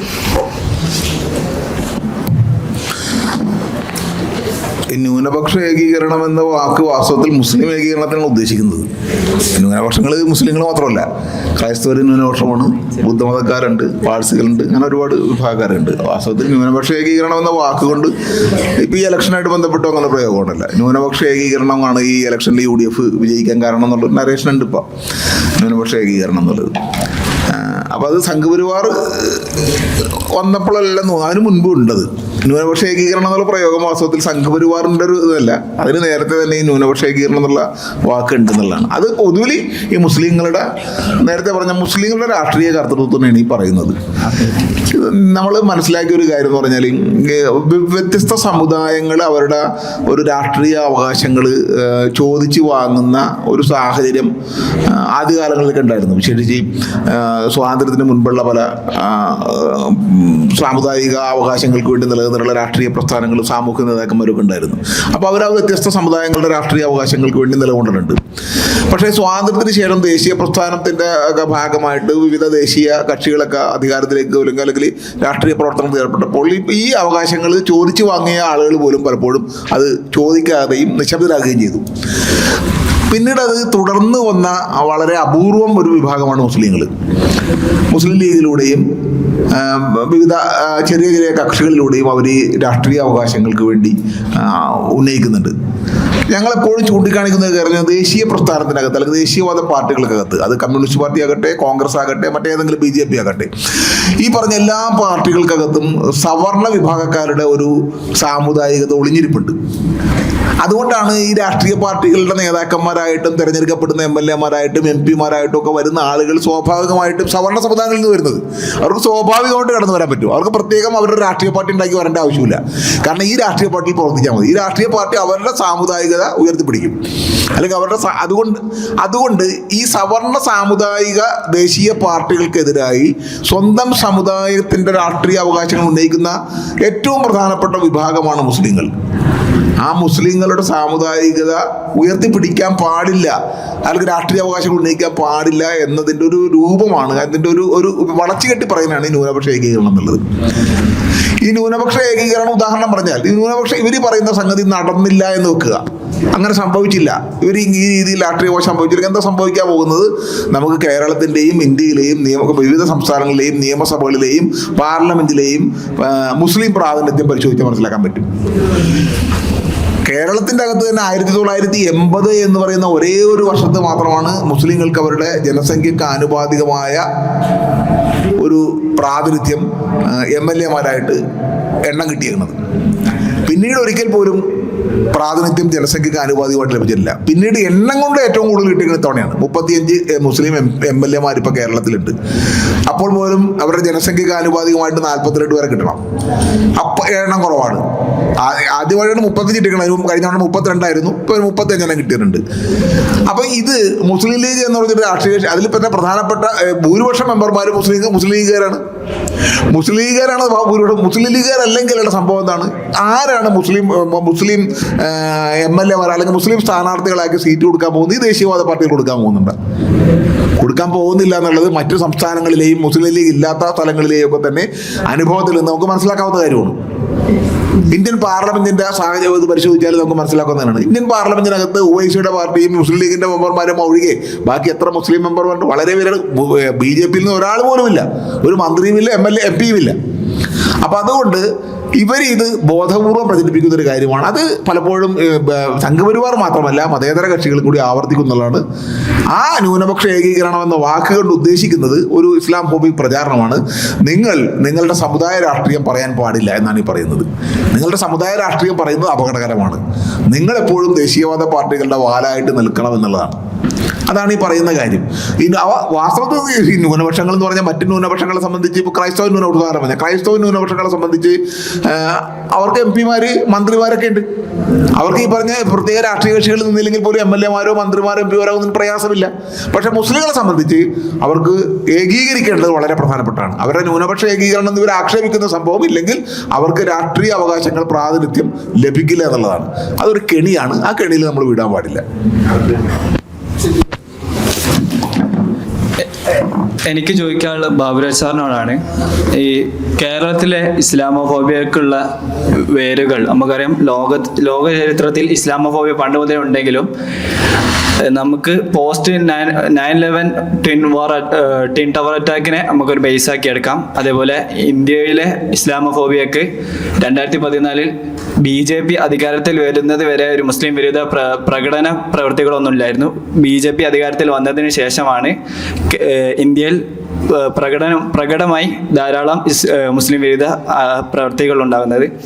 അതേപോലെ കേരളത്തിലും ഒരു ഫിക്സഡ് പോയിന്റ് ഉണ്ടോ, അതോ ഈ ലോക സമൂഹ പ്രക്രിയയുടെ ഒരു ഭാഗമായി ഉണ്ടായ ഒരു ഗ്ലോബൽ ഫിനോമിന മാത്രമാണോ കേരളത്തിൽ ഇസ്ലാമോഫോബിയ?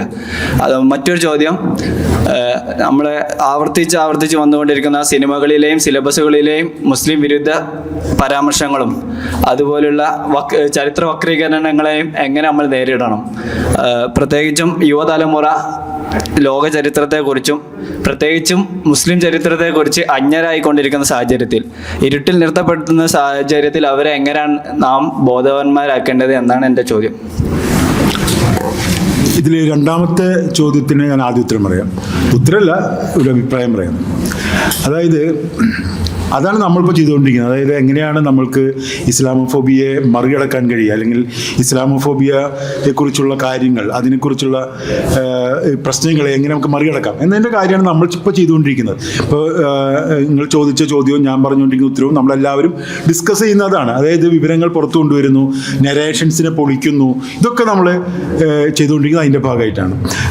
രണ്ട് കാര്യങ്ങൾ ഞാൻ ഇനിയിപ്പോൾ നമ്മളിത് അവസാനിപ്പിക്കാൻ പോകാണല്ലോ. അപ്പോൾ അതിന് മുന്നേ രണ്ട് കാര്യം ഞാനൊന്ന് പറയണം ഞാൻ വിചാരിക്കുന്നു. അതിനുശേഷം ഞാൻ ആ ചോദ്യത്തിലേക്ക് വരാം.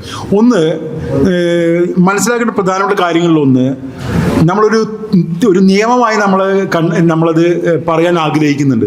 അതായത് മുസ്ലിങ്ങൾ എന്ത് ചിന്തിക്കുന്നു, മുസ്ലിങ്ങൾ എന്ത് പറയുന്നു, മുസ്ലിങ്ങൾ എന്ത് പ്രവർത്തിക്കുന്നു, ഇതൊന്നും ഇസ്ലാമോഫോബിയയുടെ കാരണമായി നമ്മൾ കരുതുന്നില്ല. അതായത് മുസ്ലിങ്ങളുടെ പ്രവൃത്തിയോ മുസ്ലിങ്ങളുടെ ചിന്തയോ മുസ്ലിങ്ങളായി ബന്ധപ്പെട്ട ഒരു കാര്യവുമല്ല ഇസ്ലാമോഫോബിയ കാരണം. ഇസ്ലാമോഫോബിയ പുറത്തുനിന്നുള്ളൊരു കാര്യമാണ്. അത് മുസ്ലിങ്ങൾ അതിൻ്റെ ചില വാഹകരാകാം എന്ന് മാത്രം. പക്ഷെ അത് മുസ്ലിങ്ങളുടെ ഒരു പ്രവൃത്തിയിൽ നിന്ന് വരുന്നില്ല. എങ്ങനെ അല്ല, ഒരു നമ്മുടെ നാട്ടിലെ സ്ത്രീ വിരുദ്ധതയ്ക്ക് സ്ത്രീകളല്ല കാരണമെങ്കിൽ, നമ്മുടെ നാട്ടിലെ ദളിത് വിരുദ്ധതയ്ക്ക് ദളിതരല്ല കാരണമെങ്കിൽ, നമ്മുടെ നാട്ടിലെ മുസ്ലിം വിരുദ്ധതയ്ക്ക് മുസ്ലിങ്ങളല്ല കാരണം. ഇതാണ് ഒന്നാമത്തെ മറന്നു പോകേണ്ടതെന്ന് വിചാരിച്ചിട്ട് പറയുന്ന ഒരു കാര്യം. രണ്ടാമത്തെ കാര്യം, നമ്മൾ ഇസ്ലാമോഫോബിയെ ബന്ധപ്പെട്ടുകൊണ്ടിരിക്കുന്ന എല്ലാ കാര്യങ്ങളിലും എല്ലാ വാക്കുകളും അത് യഥാർത്ഥത്തിൽ ആ അർത്ഥം ഉൾക്കൊള്ളുന്നില്ല. ഒരു വാക്കിനും ആ പറയുന്ന അർത്ഥം ഉണ്ടായിരിക്കണമെന്നില്ല. അതിന് ഒരു കൽപ്പിതമായ അർത്ഥങ്ങളാണ് എല്ലായ്പ്പോഴും ഉണ്ടാകുക. നേരത്തെ ചോദ്യമായി ബന്ധപ്പെട്ട് ഞാൻ ഈ കാര്യം വിശദീകരിക്കാം. അതായത് ന്യൂനപക്ഷ ഏകീകരണം എന്നാണ് നേരത്തെ ചോദ്യം പറഞ്ഞത്. ന്യൂനപക്ഷ ഏകീകരണം യഥാർത്ഥത്തിൽ സംഭവിച്ചുകൊണ്ടായിരിക്കും അങ്ങനെ പറയുന്നത്. ഒരു ഉദാഹരണം പറയാം. അതായത് നമ്മളുടെ കേരളത്തിൽ തെരഞ്ഞെടുപ്പിലാണ് ഇപ്പോൾ അത് വന്നത്. കേരളത്തിൽ എത്ര പാർട്ടികളാണ് തെരഞ്ഞെടുപ്പ് രംഗത്തുണ്ടായിരുന്ന? മുസ്ലിം സംഘടനകൾ, welfare party, SDPI, PDP, INL, മുസ്ലിം ലീഗ്, 5 പാർട്ടികൾ. നമ്മുടെ അറിവിൽ 5 പാർട്ടികളാണ് പാർട്ടികളായിട്ടുണ്ടായിരുന്നത്. ഈ 5 പാർട്ടികൾ എവിടെയാണ് നിന്നത്? SDPI 39 സ്ഥലത്ത് മത്സരിച്ചു. ചില സ്ഥലങ്ങളിൽ ചില ആളുകൾക്ക് പിന്തുണ നൽകി, ചില സ്ഥലങ്ങളിൽ എന്താണ് സംഭവിച്ചത് നമുക്കറിയില്ല. വെൽഫെയർ പാർട്ടി ചില സ്ഥലങ്ങളിൽ ജയിക്കാൻ BJP ജയിക്കുന്ന സ്ഥാനാർത്ഥികൾക്ക് അവിടെ വേറെ ഏത് പാർട്ടിയാണ് ജയിക്കാൻ സാധ്യത, അപ്പോൾ BJP തോൽപ്പിക്കുന്ന ആവശ്യമായ വോട്ട് ചെയ്തു 3-4 മണ്ഡലങ്ങളിൽ. ബാക്കി എല്ലായിടത്തും UDF പിന്തുണ പ്രഖ്യാപിച്ചു.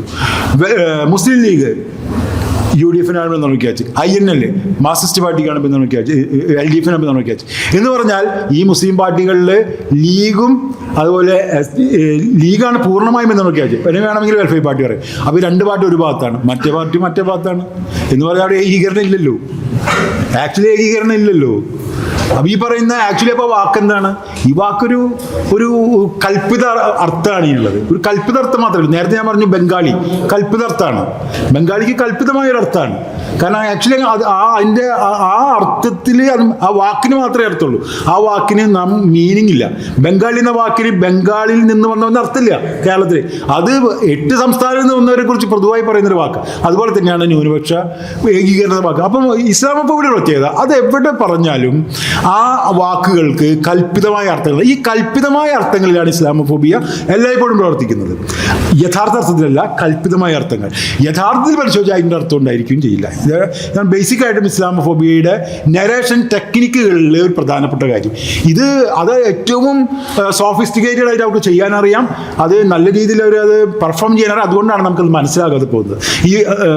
നമുക്ക് മനസ്സിലാവുമെന്ന് തോന്നും, പക്ഷെ അത് മനസ്സിലാവില്ല. കാരണം അത് നമ്മൾ ഇപ്പോൾ ഈ ന്യൂനപക്ഷ ഏകീകരണം വളരെ കൃത്യമായി പരിശോധിച്ച് ഈ മുസ്ലിങ്ങൾക്ക് ഒരു സ്ഥലത്ത് നടന്നത് അല്ലല്ലോ, 2 സ്ഥലത്ത് എല്ലാവരും അനുസരിച്ച്. എന്നിട്ടും നമ്മൾ ആ വാക്ക് ഉപയോഗിക്കുന്നു. എന്തുകൊണ്ടായിരിക്കും? അപ്പോൾ അതിന് കൽപ്പിതമായ അർത്ഥം. അതിന് ഇസ്ലാമോഫോബിയ ആ സ്പേസിലാണ് ഇസ്ലാമോഫോബിയ പ്രവർത്തിക്കുന്നത്. ഏറ്റവും ആദ്യത്തെ ചോദ്യം, അതായത് ലോകത്തിൻ്റെ എല്ലാ സ്ഥലങ്ങളിലും ഇസ്ലാമോഫോബിയ പോലെ തന്നെയാണ് കേരളത്തിലും ഇസ്ലാമോഫോബിയ പ്രവർത്തിക്കുന്നത്, അല്ല ഇന്ത്യയിലും ഇസ്ലാമോഫോബിയ പ്രവർത്തിക്കുന്നത്. അതുപോലെ തന്നെ കേരളത്തിന് അതിൻ്റെ സവിശേഷമായ സ്വഭാവങ്ങൾ ഉണ്ടായിരിക്കാം. കേരളത്തെ സംബന്ധിച്ചിടത്തോളം ഒരു കൊളോണിയൽ കാലത്തെ ഇസ്ലാമോഫോബിയ നമുക്ക് ഉണ്ടെന്ന് പറയാം. കാരണം കൊളോണിയൽ കാലഘട്ടത്തിൽ മലബാർ കേന്ദ്രീകരിച്ചിട്ട് നമ്മൾ ആദ്യം ചർച്ച ചെയ്തതുപോലെ മലബാറിൻ്റെ ബന്ധപ്പെട്ടുകൊണ്ട് ഇസ്ലാമോഫോബിയ ഒരു കൊളോണിയൽ കാലത്തെ മതഭ്രാന്ത് എന്ന വാക്കുകളൊക്കെ മലബാറിൽ നിന്നുണ്ടായത് ഒരു കൊളോണിയൽ കാലത്തെ ഇസ്ലാമോഫോബിയുടെ ഭാഗമായിട്ടാണ്. ഇസ്ലാമോഫോബിക്ക് ലോക ചരിത്രമുണ്ട്. അത് 2 തരത്തിൽ കാണുന്ന ആൾക്ക് 200 കൊല്ലത്തെ ചരിത്രം പറയുന്നവരുണ്ട്, 500 കൊല്ലത്തെ ചരിത്രം പറയുന്നുണ്ട്. സ്പെയിൻ്റെ തകർച്ചയായി ബന്ധപ്പെട്ട കാര്യങ്ങൾ പറയുന്നവരുണ്ട്, കൊളോണിയൽ കാലഘട്ടത്തിൻ്റെ കാര്യം പറയുന്നവരുണ്ട്. അതൊക്കെ നമുക്ക് മാറ്റിവെച്ചാൽ ഈ കേരളത്തെ സംബന്ധിച്ചിടത്തോളം കൊളോണിയൽ കാലഘട്ടത്തിലെ കൊളോണിയലിസവുമായി ബന്ധപ്പെട്ടുകൊണ്ട് ഇസ്ലാമോഫോബിക് അനുഭവങ്ങളിലൂടെ നമ്മൾ കടന്നുപോയിട്ടുണ്ട്. അതിനുശേഷം കേരളത്തിന് അടുത്ത ഇവന്റ് എന്ന് പറയുന്നത് കേരളം ഇന്ത്യൻ ദേശീയത ഉണ്ടാകുമ്പോഴാണ്. അത് ഇന്ത്യൻ ദേശീയത ഭാഗമായി കേരളം, അത് ഇന്ത്യയുടെ നിർമ്മാണം, ഇന്ത്യയുടെ സ്ഥാപനം. ഇന്ത്യ എന്ന് പറയുന്ന രാജ്യം ഉണ്ടാകുന്നതോടുകൂടി ഇസ്ലാമോഫോബിയ ആരംഭിക്കുകയാണ്. ഇസ്ലാമോഫോബിയ പുതിയൊരു ജീവചരിത്രം ഇസ്ലാമോഫോബിയക്ക് ഉണ്ടാവുകയാണ് ചെയ്യുന്നത് ഇന്ത്യ എന്നുണ്ടാകുമ്പോൾ. കാരണം ഇന്ത്യ എന്നുണ്ടാകുമ്പോൾ ഇന്ത്യ മാത്രമല്ല ഉണ്ടാകുന്നത്, ഇന്ത്യ ഉണ്ടാകുന്നു, ഇന്ത്യക്ക് ദേശീയത ഉണ്ടാകുന്നു. ദേശീയത എന്ന് പറയുന്നത് വർഗീയതയ്ക്ക് എതിരാവുന്നു. ഒരു ഉദാഹരണം ഞാൻ ഉദാഹരണം പറയാം. വർഗീയത എന്ന് പറയുന്നത് നമുക്കറിയാം. വർഗീയത എന്താണ് വർഗീയത? വർഗീയത എന്ന വാക്കിന് 3-4 അർത്ഥങ്ങളുണ്ട്. ഒന്നാമത്തെ അർത്ഥം, വർഗീയത എന്ന് പറഞ്ഞാൽ ദേശീയതയ്ക്ക് എതിരായിട്ടുള്ള ഒരു സംഗതിയാണ്. ദേശീയതയ്ക്ക് എതിരായിട്ടുള്ളതാണ് വർഗീയത, 1. 2, വർഗീയത എന്ന് പറഞ്ഞാൽ ദേശീയോദ്ഗ്രഥനത്തിനെതിരായിട്ടുള്ളതാണ്. 2, 60കളിലാണ് വർഗീയത എന്ന് പറഞ്ഞാൽ ദേശീയോദ്ഗ്രഥനത്തിന് എതിരാവുന്നത്. 3ാമത്തെ അർത്ഥം, വർഗീയത എന്ന് പറഞ്ഞാൽ മതേതരത്തിനെതിരാണ്. അത് 1950-ലാണ് അതുണ്ടാകുന്നത്. അതായത് അപ്പോൾ ഒരു ഉദാഹരണം പറയാം. നമ്മൾ പണ്ടൊക്കെ ആളുകൾ വിവാഹം കഴിക്കുമ്പോൾ, ഇപ്പോൾ ബംഗാളിൽ നിന്ന് ഒരാൾ വിവാഹം കഴിക്കുമ്പോൾ അവർ പറയുന്നത് അവർ ഒരു വർഗീയതയ്ക്കെതിരെ ഒരു ദേശീയമായ കാര്യം ചെയ്തു എന്നാണ്. അവരൊരു ദേശീയോദ്ഗ്രഥനത്തിൻ്റെ ഭാഗമായാണ് ആളുകൾ മിശ്ര വിവാഹങ്ങൾക്ക് കഴിച്ചിരുന്നത്. ഇപ്പം നമ്മളൊരു ഒരു സ്ത്രീ മതം മാറി കല്യാണം കഴിക്കും, അവർ ദേശീയോദ്ഗ്രഥനത്തിനെ ശക്തിപ്പെടുത്താനുള്ള വിവാഹത്തിൽ ഏർപ്പെട്ടു എന്നാണ് ആ കാലഘട്ടത്തിൽ ആൾക്കാർ പറഞ്ഞിരുന്നത്. ആ സമയത്ത് നിങ്ങൾക്ക് ഇപ്പോൾ എല്ലാവർക്കും അറിയാം, സോഷ്യൽ മീഡിയ നോക്കിക്കഴിഞ്ഞാൽ 80-ന് ശേഷം, സോഷ്യൽ മീഡിയ 90-കളിലും 2000-ലാണ് വരുന്നത്, 80-കൾക്ക് ശേഷമുള്ള വിവാഹങ്ങളെ കുറിച്ച് നമ്മൾ പറയുന്നത് മതേതരത്വത്തിനെ ശക്തിപ്പെടുത്താനാണ് വിവാഹം നടത്തുന്നത്, അല്ലേ? ഇപ്പം മതേതരത്തിന് ശക്തിപ്പെടുത്താൻ വിവാഹം നടത്തുന്ന കാലമാണത്. അപ്പോൾ വർഗീയതയ്ക്കും അതുപോലെ പല അർത്ഥങ്ങളുണ്ട്. ഏറ്റവും ആദ്യം ദേശീയതയ്ക്കെതിരായിട്ടുള്ള ഒരു ഗുണം അല്ലെങ്കിൽ ഒരു ദോഷമായിട്ടാണ് വർഗീയത വന്നിരുന്നത്. പിന്നെ ദേശീയോദ്ഗ്രഥനത്തിനെതിരായിട്ടുള്ള ദോഷമായി. അത് കഴിഞ്ഞപ്പോൾ അവർ മതേതരത്തിനെതിരായിട്ടുള്ളൊരു ദോഷമായി. അങ്ങനെ പല അർത്ഥങ്ങളുണ്ടായി. അപ്പോൾ ഇന്ത്യയെ സംബന്ധിച്ചിടത്തോളം 1947 ഇന്ത്യ എന്നൊരു രാജ്യം ഉണ്ടാകുന്നതോട് കൂടി തന്നെ ഒരു ഇസ്ലാമോഫോബിയയുടെ ഒരു ഘട്ടം ആരംഭിക്കുന്നു. കാരണം ഹൈന്ദവതയെ എങ്ങനെയാണ് നിർവചിക്കുക, ദേശീയത എങ്ങനെയാണ് നിർവചിക്കുക, ദേശീയതയിൽ മുസ്ലിം എങ്ങനെയാണ് അതിൻ്റെ അർത്ഥം. ആ കാലഘട്ടത്തിൽ ഏറ്റവും പ്രധാനപ്പെട്ട പ്രശ്നങ്ങളിലൊന്ന് മുസ്ലിം ലീഗ് ഇന്ത്യൻ ദേശത്തെ തകർക്കും എന്നൊരു നരേഷനാണ്. കേരളത്തിൽ ഏറ്റവും കൂടുതൽ നടന്നുള്ള നരേഷൻ മുസ്ലിം ലീഗ് കേരളത്തിനെ അല്ലെങ്കിൽ ഇന്ത്യയ്ക്ക് തുരങ്കം വയ്ക്കും, മുസ്ലിം ലീഗ് ഇന്ത്യൻ ദേശീയതയെ ഇല്ലാതാക്കും എന്ന നരേഷനായിരുന്നു. അത് വർഗീയതയായിട്ടാണ് ആ കാലഘട്ടത്തിൽ പറഞ്ഞിരുന്നത്. ഇതാണ് കേരളത്തിൽ ആ ഘട്ടം. അത് കഴിഞ്ഞ് അതിൻ്റെ ഒരു ചരിത്രഘട്ടം കഴിഞ്ഞതിന് ശേഷമാണ് മുസ്ലിം ലീഗിന് ഭരിക്കാനുള്ള അവകാശം ഉണ്ടാകുന്നത്. മുസ്ലിങ്ങൾ ഭരിക്കുന്നത്, അവർ ഭരണവർഗമായി മാറുന്നതൊക്കെ, ഭരണത്തിൽ അംഗമാവുന്നതൊക്കെ ഒരു വലിയൊരു ചരിത്രമാണ്. മുസ്ലിമിൻ്റെ ചരിത്രം പരിശോധിച്ച് കഴിഞ്ഞാൽ അതറിയാം ചരിത്രം എങ്ങനെയാണെന്ന്. അപ്പോൾ അതൊരു ഘട്ടമാണ് കേരളത്തെ സംബന്ധിച്ചിടത്തോളം. അത് കേരളത്തിലാണ് കൂടുതൽ വന്നത്. കാരണം മുസ്ലിം ലീഗ് കേരളത്തിലായിരുന്നു ശക്തമായിരുന്നത്. അത് കഴിഞ്ഞ് ആ ഘട്ടം കഴിയുന്നു. അടുത്ത ഘട്ടമായിരിക്കുന്ന മതേതരത്വത്തിൻ്റെ ഘട്ടമാണ്. ഈ കാലഘട്ടത്തിലാണ് മുസ്ലിങ്ങൾ മതേതരവാദികൾക്കെതിരായിട്ടുള്ള കാര്യമാണ് ചെയ്തുകൊണ്ടിരിക്കുന്നത്. അവർ വിവാഹം കഴിക്കുന്നു, അവർ സ്വന്തം ഇതിന് വിവാഹം കഴിക്കുന്നുള്ളൂ, കുട്ടികളെ പെൺകുട്ടികളെ ആ സ്കൂളിൽ മാത്രം വിടുന്നു, അവർ വ്യക്തിതരത്തിലുള്ള പർദ്ദ ധരിക്കുന്നു, അവർ ഇതുപോലത്തെ വെള്ളവസ്ത്രങ്ങൾ ധരിക്കുന്നു. അതൊക്കെ കേരളീയതയ്ക്കെതിരാണെന്ന് പറഞ്ഞിട്ട് നരേഷൻ ഉണ്ടാകുന്നു. അതൊക്കെ മതേതരത്തിനെതിരായിരുന്നു. അതും ഇസ്ലാമോഫോബിയുടെ ഘട്ടമാണ്. പക്ഷേ ഒരു പ്രധാന ഘട്ടം വരുന്നത് നേരത്തെ പറഞ്ഞ 9/11 ശേഷമാണ്.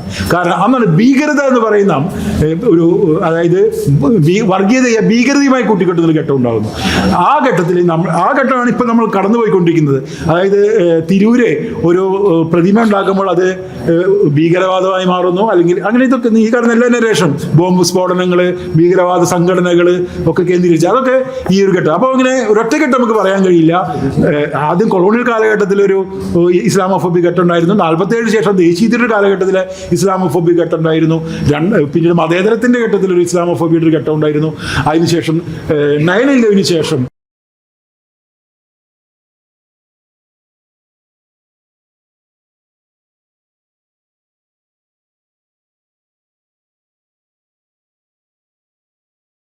അതായത് ലോകത്തിന്റെ എവിടെയെങ്കിലും ഒരു പ്രശ്നം ഉണ്ടായി കഴിഞ്ഞാൽ ആ പ്രശ്നം നമ്മളുടെ കാര്യവുമായി ചേർത്ത് വെച്ചുകൊണ്ട് പറയുന്നതിനെയാണ് ട്രാവലിംഗ് ഇസ്ലാമോഫോബിയ അല്ലെങ്കിൽ സഞ്ചരിക്കുന്ന ഇസ്ലാമോഫോബിയ എന്ന് പറയാം.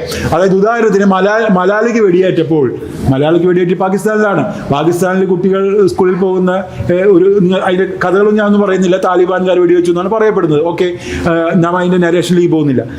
പക്ഷേ കേരളത്തിൽ മുസ്ലിം വിദ്യാർത്ഥിനികൾക്ക് പഠിക്കുന്നതുമായി ബന്ധപ്പെട്ടുകൊണ്ടാണ് മലാല പിൽക്കാലത്ത് ആഖ്യാനം ചെയ്യപ്പെട്ടത്. അതായത് മലാലയും ഇവിടുത്തെ മുസ്ലിം വിദ്യാർത്ഥിനികളുടെ പഠനവും തമ്മിൽ ഒരു ബന്ധവുമില്ല.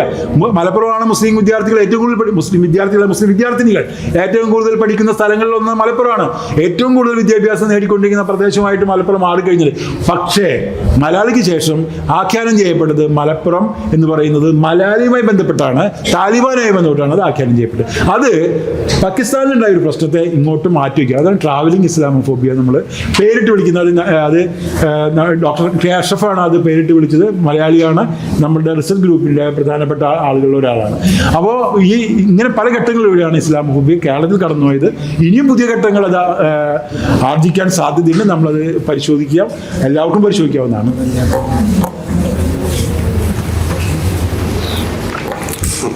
വളരെ നന്ദി.